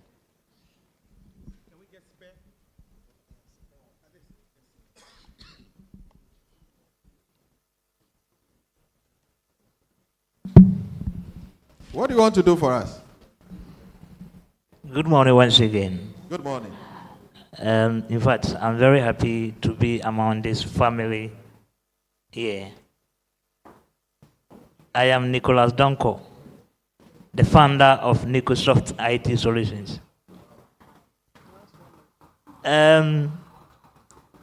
When I got my business idea, I started writing it down. But with the help of AI, I got to know that anything at all I need about my business, which is IT, AI can help me to get it. Wow. So a company came to Donko Chrome and they say I should write my business plan. So because I know something about the AI, I just type in my business plan and then it helped me to write my business plan.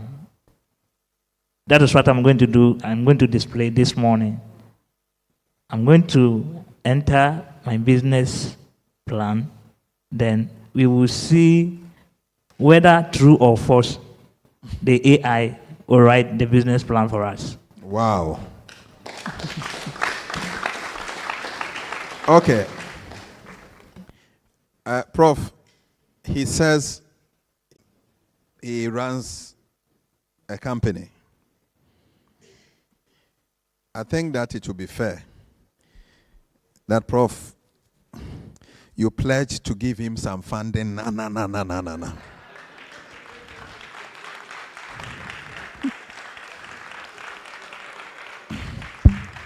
And that when we live with his...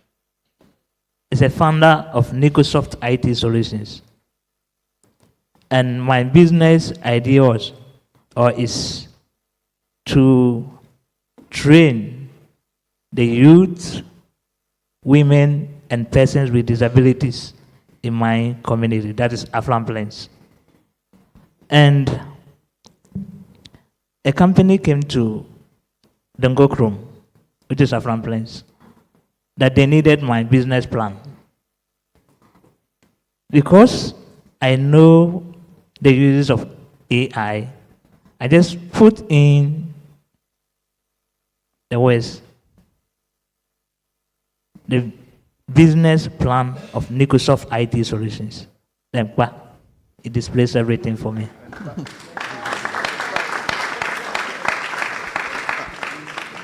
All right, Mr. Chairman. So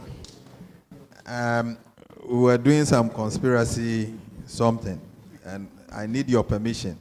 I think that it is fair that before we leave here, the Ambassador, Prof. Hill, should kindly arrange some funding for Nicholas, if you agree with me.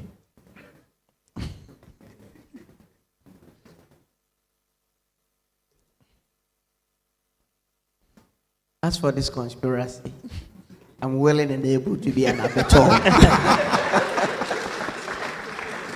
Thank you, Mr. Chairman. So I want Nicholas to finish what he wants to do for us to see the entire plan. We want your first instructions, okay? Yeah.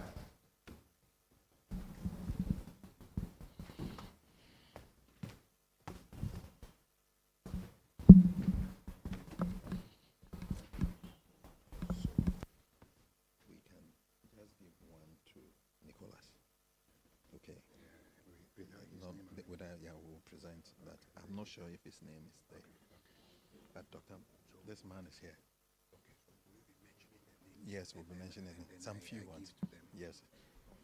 Select any of the people. We can select any of the people to give. Yes. So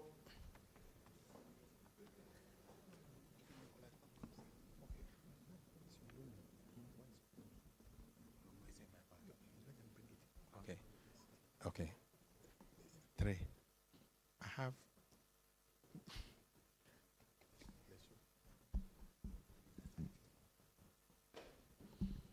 So Nicholas is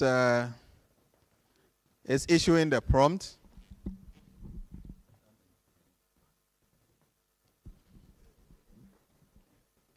So what has he done? He says that business plan for Nicholas IT solution. I think that the internet is just buffering.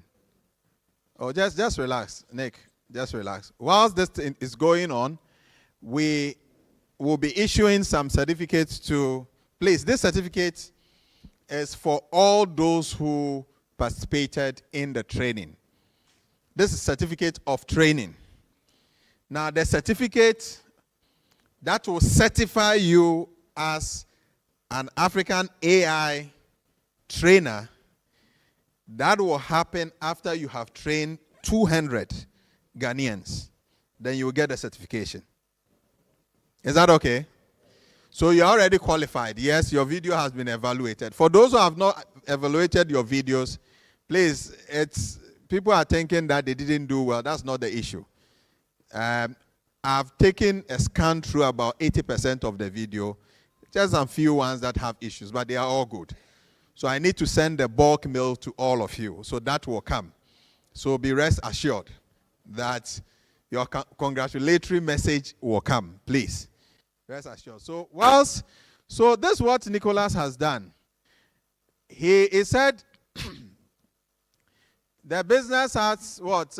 Executive summary, company, mission, vision, objectives, and all that. And I know what he's going to do from here. And if we allow him, he is going to issue other prompts to do this. So what he has done is to generate the outline, and then he takes it from here. But Nicholas, which of the prompts that you learned that was just amazing? Which aspect of it? Can you share this?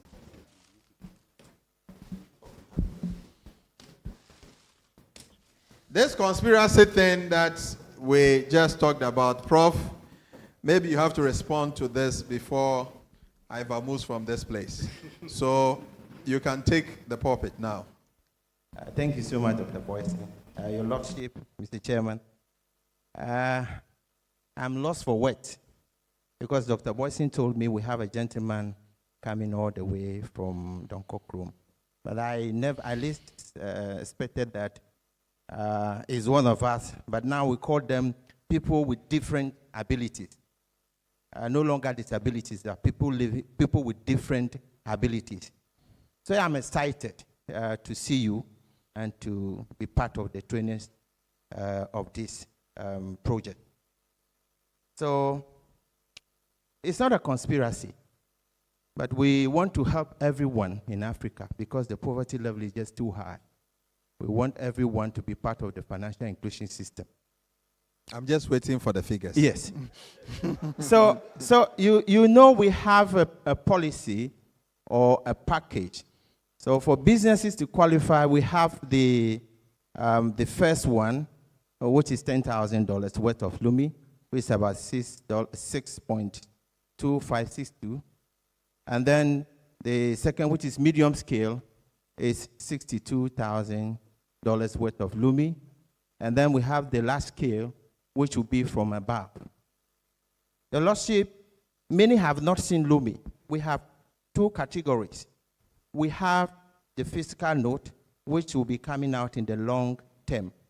We have the jiggy. So if you look at the Kuwaiti dinar, the Dubai dirhams, and then the Saudi Arabia riyal, these are semi-fiat because they are backed by oil.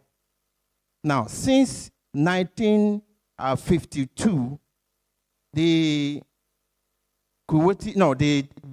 Saudi Arabian riyal was pegged to 3.7 to the dollar.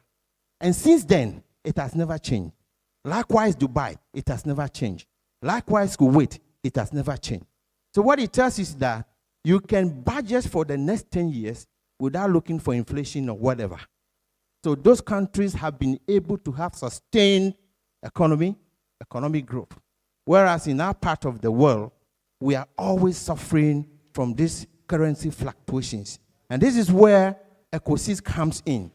So 1 lumi is pegged at 15.96, 4 grams of gold. What it means is that today, an ounce of gold is about 18.81, 81.81 or so. So if you want to get this in the market now, then you are looking around $81.18. What this can do to Africa is this. If I have 1 lumi, my water will be sold even in the next 10 years at 1 lumi.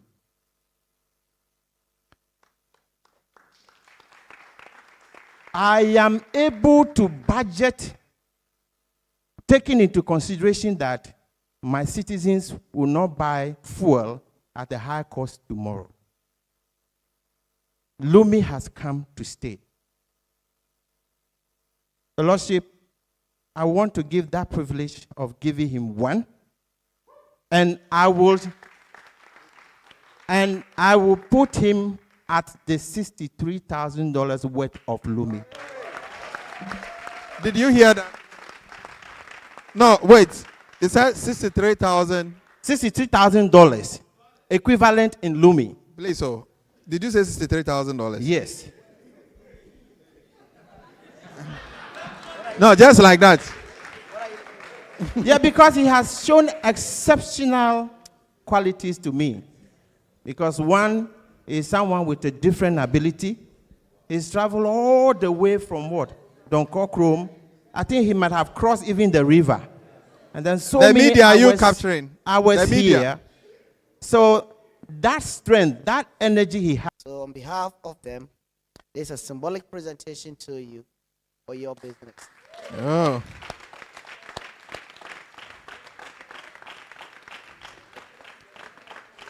Wow.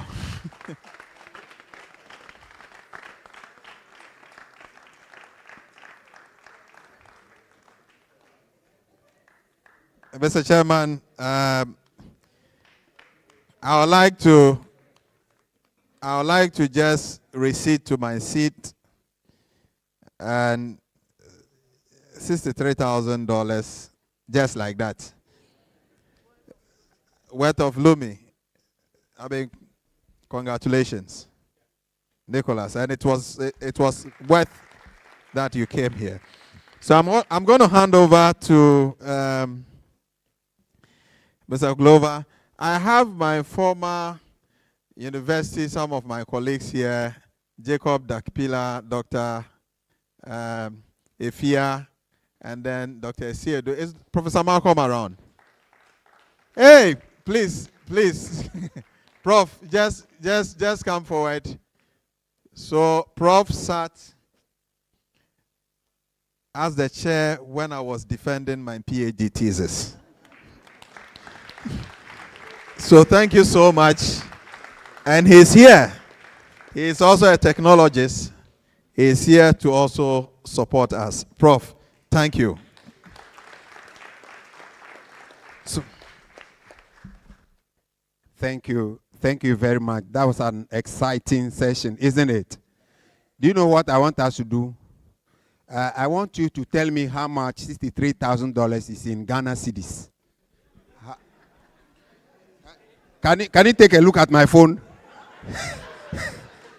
Can you all see my phone, the figure on my phone? You can see from far. Oh, how much is it? I use 13 Ghana cedis to the dollar. How much? Is it 14? Oh, so I have not joined this generation. I'm in the other generation. Okay, so let me redo it. So 63,000 times 14 Ghana cedis. 882,000 Ghana cedis. So when I did it, the next thing I wanted to do was to find out how much is left for him to hit 1 million Ghana cedis just for moving. According to the attraction of the Africa Diaspora Central Bank and Vanuatu Trade Commission's training program in artificial intelligence, just for getting that spark, just for that ignition. The first step that he has taken, how much he has gotten out of it. And it is marvelous. Don't worry. I'll get it. The devil is a liar. 882,000 Ghana cedis. So my next interest is how much is left for him to get 1 million. So minus 1.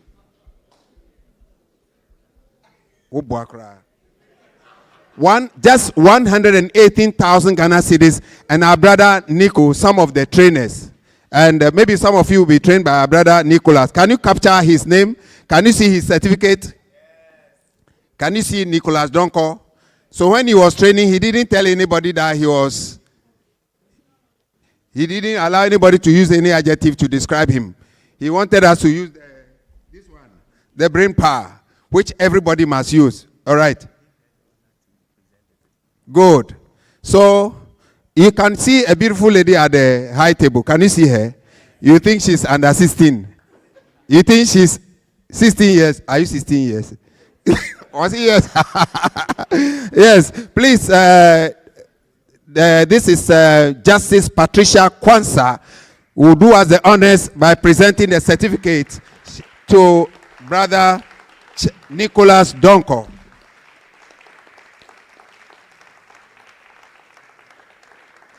Oh, please clap. Oh, I can feel your energy. Oh.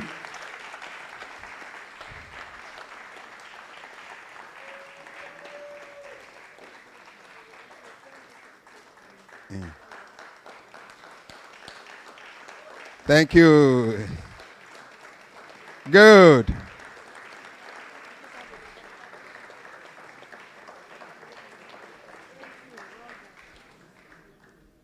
Thank you very much, Brother Nicholas Donko. I'm sure you come on TV today. Afram Place people should make sure they watch him, so that maybe they will move from the plain to the forest. Amen. So sorry, I'm saying amen. Don't worry. Everything that's happening here must come to pass. So God calls me to talk about amen and bring in the amen. All right. We'll have to continue with other certificates, but before I do that, there are other people that I want to quickly acknowledge their presence. His Excellency Professor Robert Dean, Continental Vice President of IPGC of the United States of America.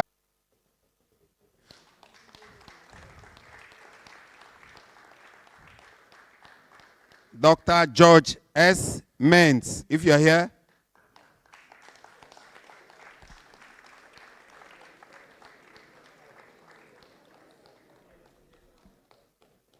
Dr. Ifea Nyakun Boache, are you here?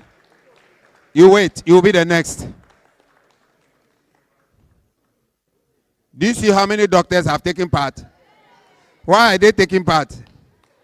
They want to fly. Eric Asamoah. Oh, clap. Oh.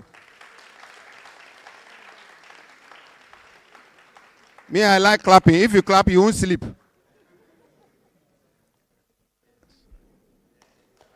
Mr. Emmanuel Nanansa, are you here? Emmanuel Nanansa. Hey, people are aggressive. Oh. Yes. Next is his lordship himself. If he gives you this, even if you don't know law, you become a judge. At least you will end up be a lawyer. Abigail Donko.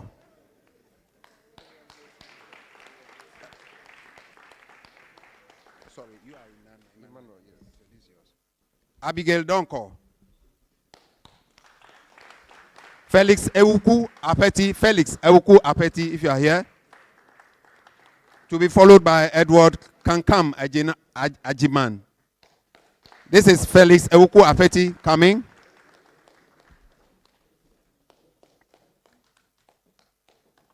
Oh, please clap, clap, clap, clap, clap. We'll have refreshment very soon. I'll refresh you until you are refreshed. Edward Kankam Ajiman. And you get home and they will not recognize you because you'll be very, very fresh.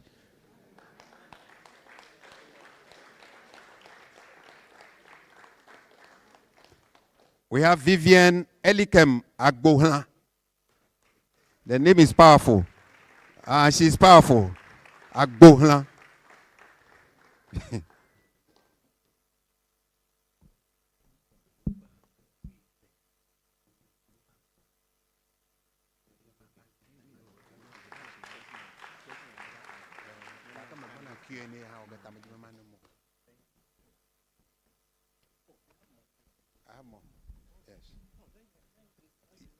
No, you are not done. You will do more so that more people will be lawyers. Adelaide Safwa Ano, are you here? Adelaide Safwa Ano. If you are not here, Reverend Nyamifie Kofi Opon Checheku. Yes. Your name is nice. I like his name. It's like a rhyme. Nyamifie. Ama Furiwa Nuati Dampare. Esther Nuati Mansan Dampare. Is there an IGP called Dampare or something? Are you the daughter? Are you sure you are sure? I'm sure she's not sure. Charles Intiamwa Amwako, you are next. Charles Intiamwa Amwako, thank you very much for coming. Fauzia Idrisu, you are next. Fauzia Idrisu, are you here? Yes. You should go for Miss Ghana, okay? Titus Bado Tete, if you are here. Congratulations. Okay, you do the last one for us. You are Titus. Then after that, we'll have the man from the Ministry of, is it? Thank you very much, His Lordship, for doing us the honors. Yes? He's coming to digitalize the thing. You're welcome, sir. Felix Elom Kate, are you here? Felix Elom Kate. Okay, thank you, please. Ingrid Oku, are you here? Felix Elom is coming. You are Ingrid. Okay. Felix will take the lead and you follow. Then Bright Otibu Dakun Hamon will follow.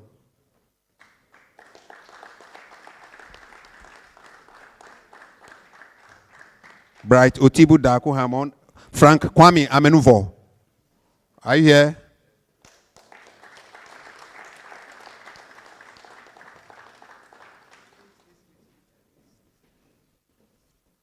Bright. Okay. Frank Kwame Amenuvo.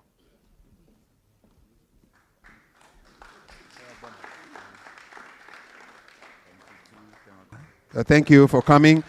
Dr. Jacob Nabong Dapila. Dr. Jacob Nabong. Okay.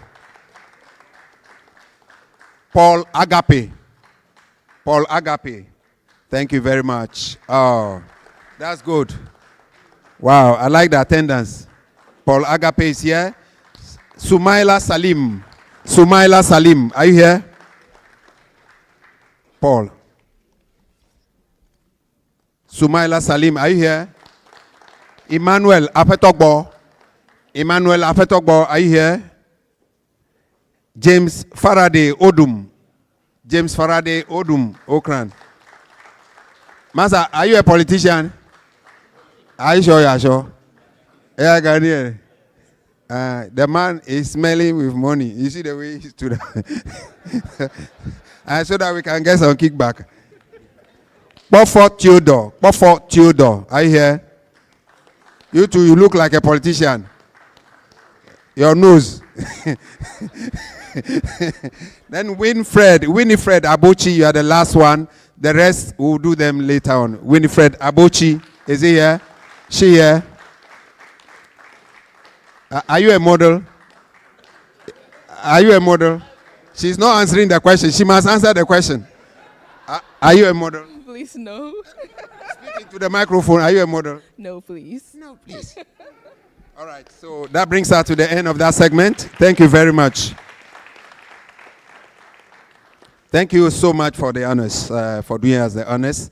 Now, I am going to do something quickly. We are going to have a little address from the representative of the Ministry of Communication. That is from the one who is representing the CEO of the Ghana Digital Centers Limited, Honorable Kojo Ban Ajiman. He's being represented. Humans are using machines to compete with humans in the technology space. I kept asking myself, is there going to be an end to all this? Well, I am excited about the future as much as I am scared. But in any case, I'm here to represent my CEO, Honorable Kojoba Ajimai, who had an emergency and couldn't turn up. So I don't have any notes written down, but I want to say a brief on what we do at the Ghana Digital Centers Limited. I'm excited about this AI initiative, and I believe it is what is going to propel all of us into the future. At the center, the Ghana Digital Centers was set up about 7 years ago. It's an agency under the Ministry of Communications and Digitalization. And the mandate, as it was set up, was to support youth initiatives in the digital space, in the technology space. I'm proud to say that for the past 7 years, we've been able to train a little over 20,000 youth all across the country. As we speak, there's a program coming up that we are collaborating with the YEA to train youth all across the country for the next few months. So I'm sure in some of the constituencies, Afram Plains and all, will be having some of this training in digital skills to kind of support the youth going into the future.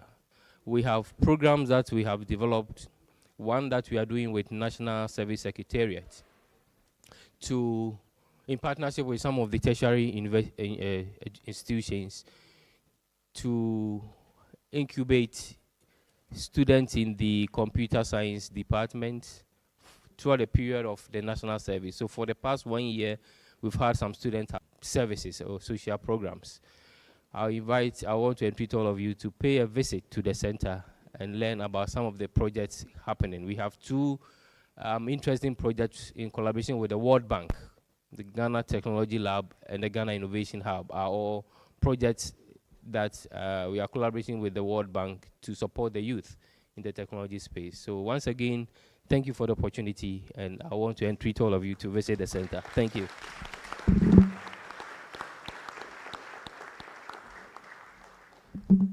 Thank you very much, sir, for that very brief speech.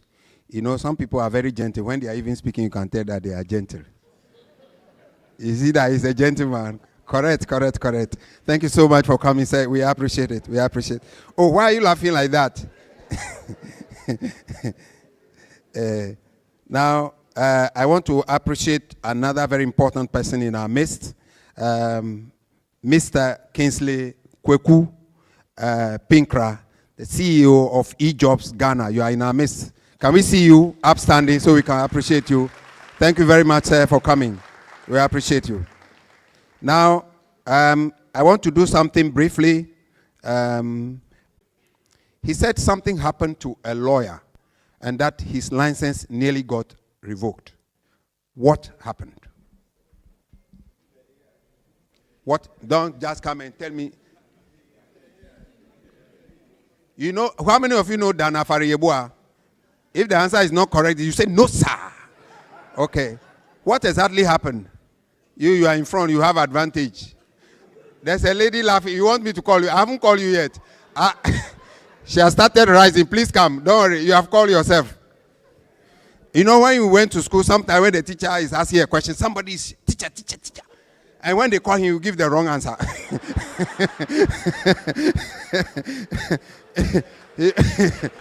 Teacher. And then he will stand up. Yes, what happened? So the lawyer used AI and cited a wrong case that did not exist for her work, the work she was going to present. Chief Examiner, is that the correct answer? Yes, it is. He cited a case that doesn't exist in a factum, yeah. Thank you. Oh, please take a picture of her. You're watching. We want you to watch us. Thank you very much.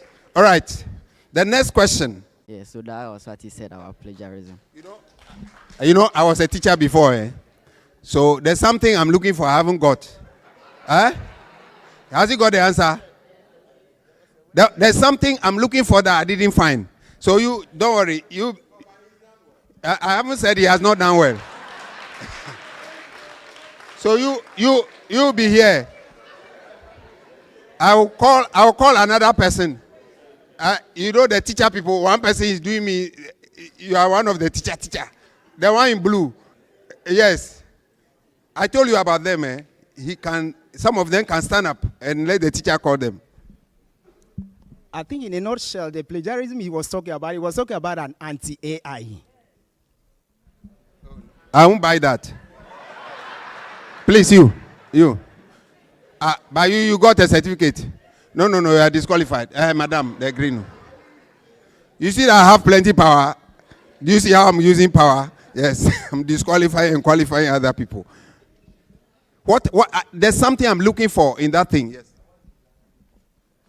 He said AI actually mimics human behavior. So whatever we are doing, that is what the person inputs into that. So it's not like the person is plagiarizing, but it's just what we have. The human personality, what we do is what AI uses to give answers. I don't know. Thank you. Let's clap for her. You don't want to clap for her? If I don't have anybody, then I'll give to this man, because the answer I wanted is not what I've gotten from all of them so far. Hey, I like the way your hand is up. How? Yeah, there's power inside. There's vim inside.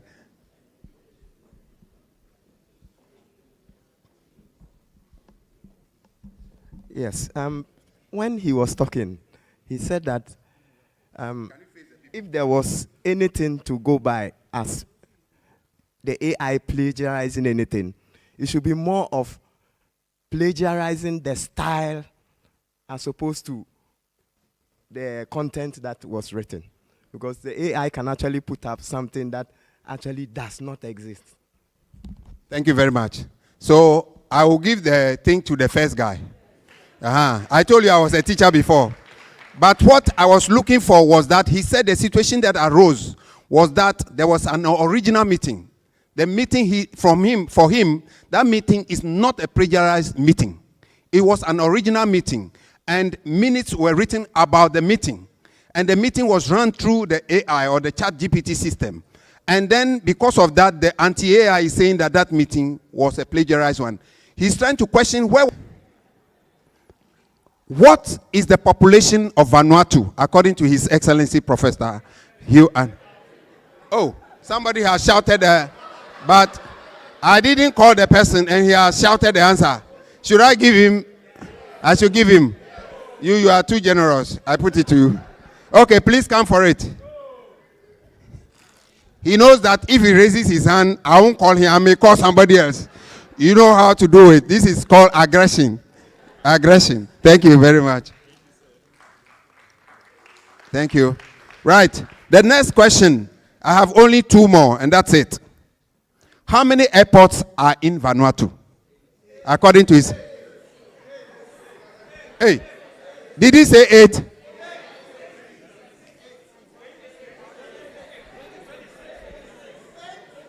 The man who said I gave the wrong prompt is giving the wrong answer. So now so many people have shouted. Yes, you. 26. How many people said 26? And I have one t-shirt. So what do? I won't give to anybody. I should give to somebody. Because he was the one I called. Please come for it. And I have the last question. Please, if I don't call you, don't answer. Otherwise, you make it difficult.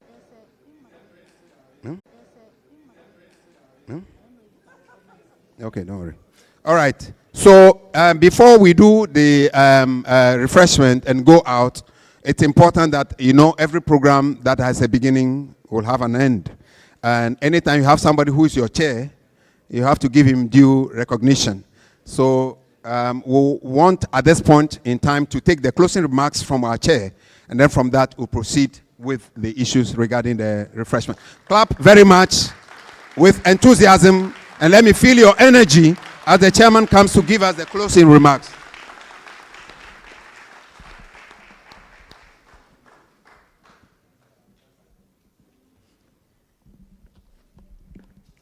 Thank you very much.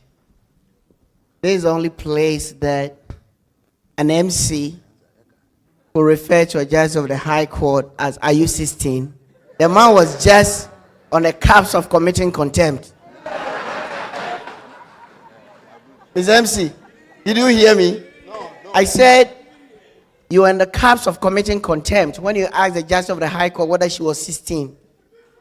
Should I file the application for contempt against you? That the collaboration of Vanuatu and the African diaspora and what they are doing for our continent is a positive change and innovation, and so we all together ought to drive it to achieve what we want. We heard from Dr. Boyson telling us that AI is an opportunity. It's not a technology, but it is development. And he cited for us what China and Korea are doing for urbanization and development. He says we should learn it, we should embrace it, and help with our developmental goals. Again, we've heard this morning that AI is the crown jewel of the fourth industrial revolution. And with that, we are told that the path that we have chosen will determine our future. We've seen in Mr. Nicholas Donko, a man we've learned this morning that not with disability, but with different ability. Take this opportunity, learn it, and going to be a trainer of others. And I think that's the opportunity we've been given this morning for all of us to take. We are told that our goal is ambitious, yet it is achievable. It is reminiscent for me of what the buzzword in 2008 when a certain Barack Obama said, "Yes, we can." I believe that for us in this continent, having been given this opportunity, it might be a certain ambitious journey, but let's all, with a clarion call, tell ourselves that yes, it is not impossible. We can do it, and together, let's do it. Thank you very much for coming. Grazie mille. The Italians will say gracias. The Spanish will say, and I will say quitos palion. Something lingering on your mind you want us to take cognizance of. Anybody? Yes? Nah? So I bring you the microphone, and I have to be careful so that. All right, thank you very much. Please, my question is, does the training has age difference, like 8 years? And when is the next training coming on? Do you want to be part? Yes. You know, in Ghana, we can answer questions with questions. Oh, you don't know, that's one of our traits. Yes, she's asking whether there's an age limit in it. Me, you know what I've said? When they said the youth, I joined them. Do you understand? Prof, is there age limit? And then she says, when is the next training session coming on? Okay, thank you so much. The age is from 18 years to 65. 18 to 65. And even if you are more than 65 and you still want to have some knowledge, you are at liberty to do so. But we are training 300,000 Ghanaians. So that starts from the 13th of May. The registration portals are on the various brochures we are giving you. So we'll be doing them in categories. So apart from those that will be training, we have allocation for all the various sectors in the economy, judiciary, the police, the military, the Air Force, all of them. We've given them allocation. And even the political parties, they all have allocations. The regions as well. The National House of Chiefs, we are giving them allocation. So that's it. Thank you. All right. Okay. Yeah. So we also do have funding. I think you were not here when I made that. We have funding for traditional authorities. In fact, our consulting lead has a list of, is it 230? 200 and something traditional jurisdictions that we have. You all qualify for that stimulus package. So there are processes for the traditional authorities to follow in getting finance for your various community-related projects. So you take advantage of that. So I think from next week, you may call our lines to get further information or get them online. Thank you. If you have any more questions, please come and stand here so that I will just maybe 2 or 3 more people and then we can get. But her other part of the question was, when is the next training? 13th. It starts from 13th. So registration. So please come. Those of you who want to ask the question. 13th of May. May, coming month. All right. Thank you very much. Yes. All right. Thank you. So let's talk about some allocation. Please, I want to ask, do we have any allocations for the civil society organizations? That is the third sector of development in the country. Thank you. Like in NGOs or? Okay. Yes. We have allocation for all these various sectors. So maybe I believe once we are done, you speak with the Knowledge Work Center, they'll be able to give you, and then your organization can pass the application through to them. And you get medium scale. We want you to be able to employ a certain number of people. Those that will be supporting or those who will be on the field will be paid by the Vanuatu Trade Commission, okay? And then for large scale, that is from $63,000 of worth of looming and above. And that one we are expecting to see companies that are already in existence want to expand. And that one we also want to see that you are employing a huge number of people before you can get that. So once you have an idea, a fantastic idea, you come, we are going to give it to you. But remind you, it is first come, first serve. Once we hit the 300,000, the 100,000 button, that ends for Ghana. And that's the budget we have. I hope your question is answered. Thank you. So your question was very important. You see, clap for her. Clap for her. They said up to 10,000 for startups. The $10,000 worth of looming for startups. Yep. Up to 63,000 for small or medium. Small scale 10,000, medium up to 63,000. Up to 63,000. And then large scale 63,000 to the millions. Up to heaven. Yeah. Thank you very much. God bless you. God bless you. I have a question. My question is two. First, just get it close. Hello, God bless you. My question is two. Number one, about a training program. I wanted to ask whether they will assign two, at least, it says a minimum of 200. The trainee must train at least a minimum of 200 before it can have that second certificate. So will it be an assigned, a minimum of, will the institution assign the people to you? Yes, that's my first question. My second question is, let me give this illustration. Let's say a business, either a startup or a new or existing. Let's say he has got a certain X amount. Have access to Lumi, okay? So the platform, the digital platform allows you to have that conversion. So if you have someone in Nigeria, that person can convert to, the system converts automatically. But we've also realized that because we are entering into the fourth IR, not so many people have access. So we are also creating what we call a stable coin, Lumi stable coin.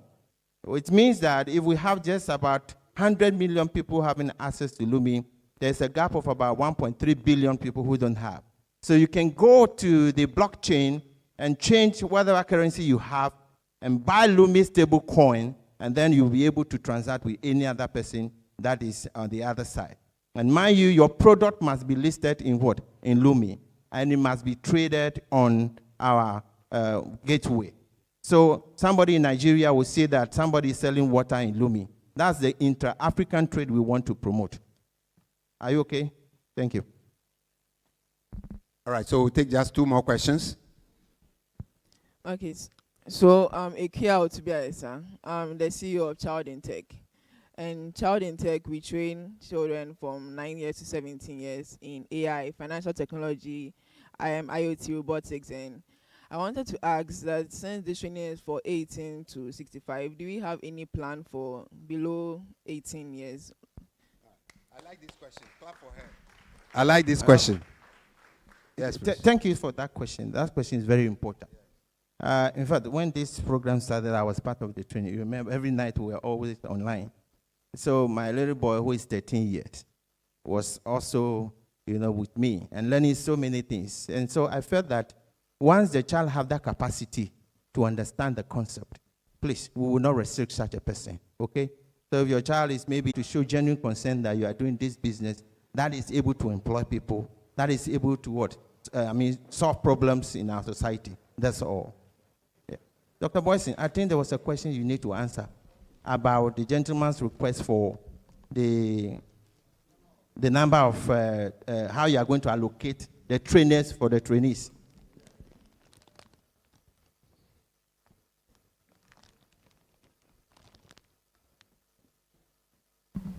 So what I said was that once you are able to train 200, you are certified. Every training section take at most 200 students online. For the institutions like the Judicial Service, they might want us to come physically and have the training with them. Those ones, we will go and do them. Aside that, there are some Ghanaians in the diaspora who are also registering. They are not in Ghana. There are some in UK and all that. There are even some of the trainers who joined from the UK and the US. They will fall under the online session. But once you train up to 200 trainees, you qualify to be certified. And let me say this. Once you are certified, this is what it means. With all the projects that the African Diaspora Central Bank and the Vanuatu Trade Commission, they will be executing, which is technology related, you will be part of it. Itself, a game changer for you. You get it? In terms of employment and all that. And let me also tell you this. As you are training, and you are hearing that you are a trainer, you are hearing that there is 100,000 of the people who has been sponsored. Shine your eyes. You understand? Don't go and date there, then you be trainer, then they take funds. Get into the game. Make sure you also get funding. You understand? And you get something to do with it by yourself. Thank you very much. I said the last question, but we'll give the last word to the Global Vice. Before Prof, I want to add that for those of you who have been trained, it's a very huge opportunity because we have requests from Uganda. In fact, we are going to Uganda in the next few weeks to sign an agreement with Uganda. They have not had anyone trained. We are going to Eswatini. In fact, there was a list from the King yesterday for us to begin training for Eswatini. They have not had anyone trained. Nigeria sent about 4 universities this morning. They want to be trained. We are now going to be training them. So those of you who have already been trained, you have the opportunity to be sent to some of these places to take over or to train them. So you also become trainer or trainers to these countries. So it's an opportunity for you. Thank you. Thank you very much. Please.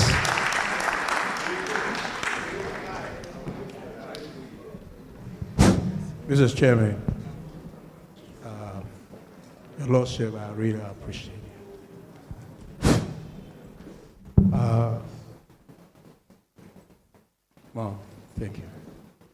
Your Lordship, with all due respect to you, I want to ask the recipients of those certificates, how many Americans?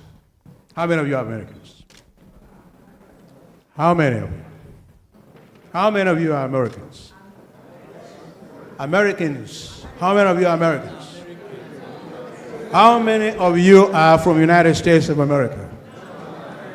How many of you from United Kingdom?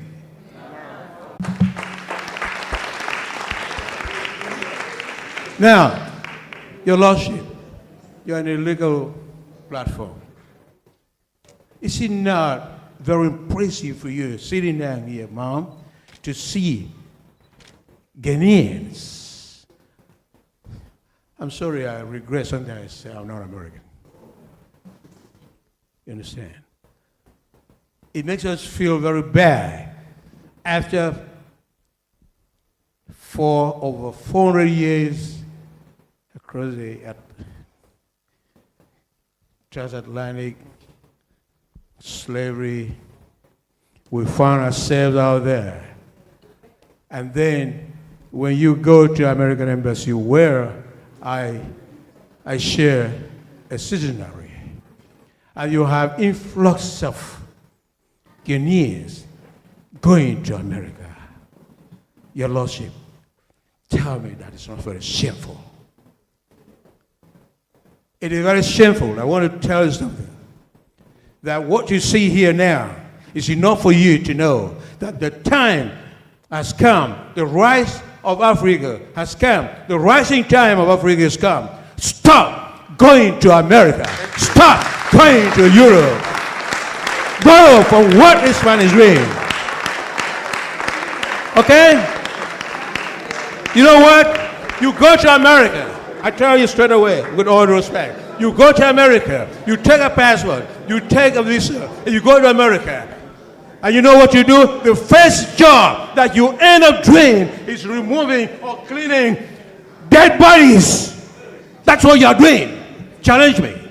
That's what you end up doing in America. I'm an American, I tell you. And I can tell you straight away, on record, this is what you're doing. Stop going to America. Stay here. Because I'm from here. Yes, I am a Ghanaian because I'm married to a Ghanaian.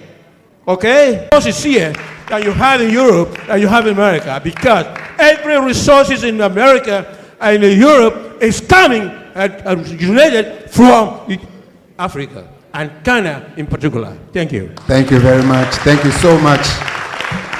That was so passionate. I'm sure there's no way you would have left without speaking.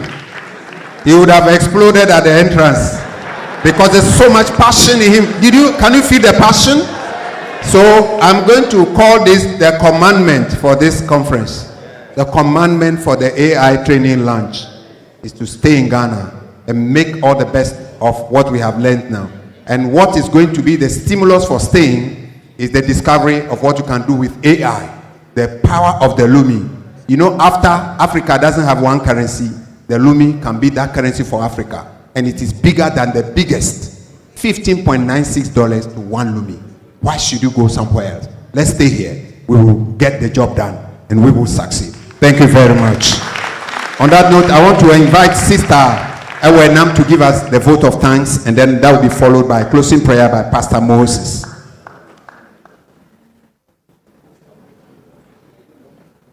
Thank you very much, Mr. Danny Glover.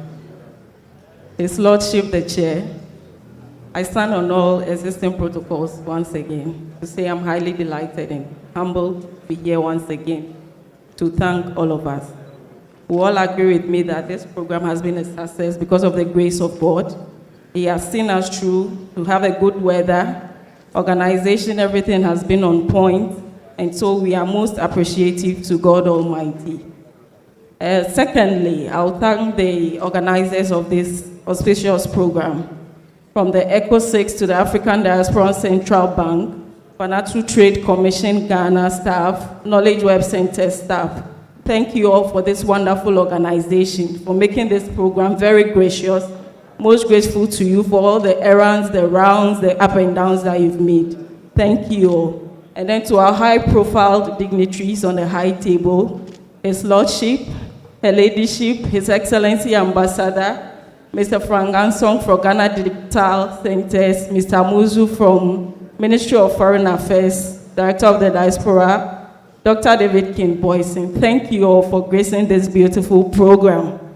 To the media, Metro TV, GTV, TV3, MX24 TV, all the media represented here, we are most grateful unto you, because without you, the whole of Ghana would have just been dead. Nobody would have heard of us. So thank you for coming around.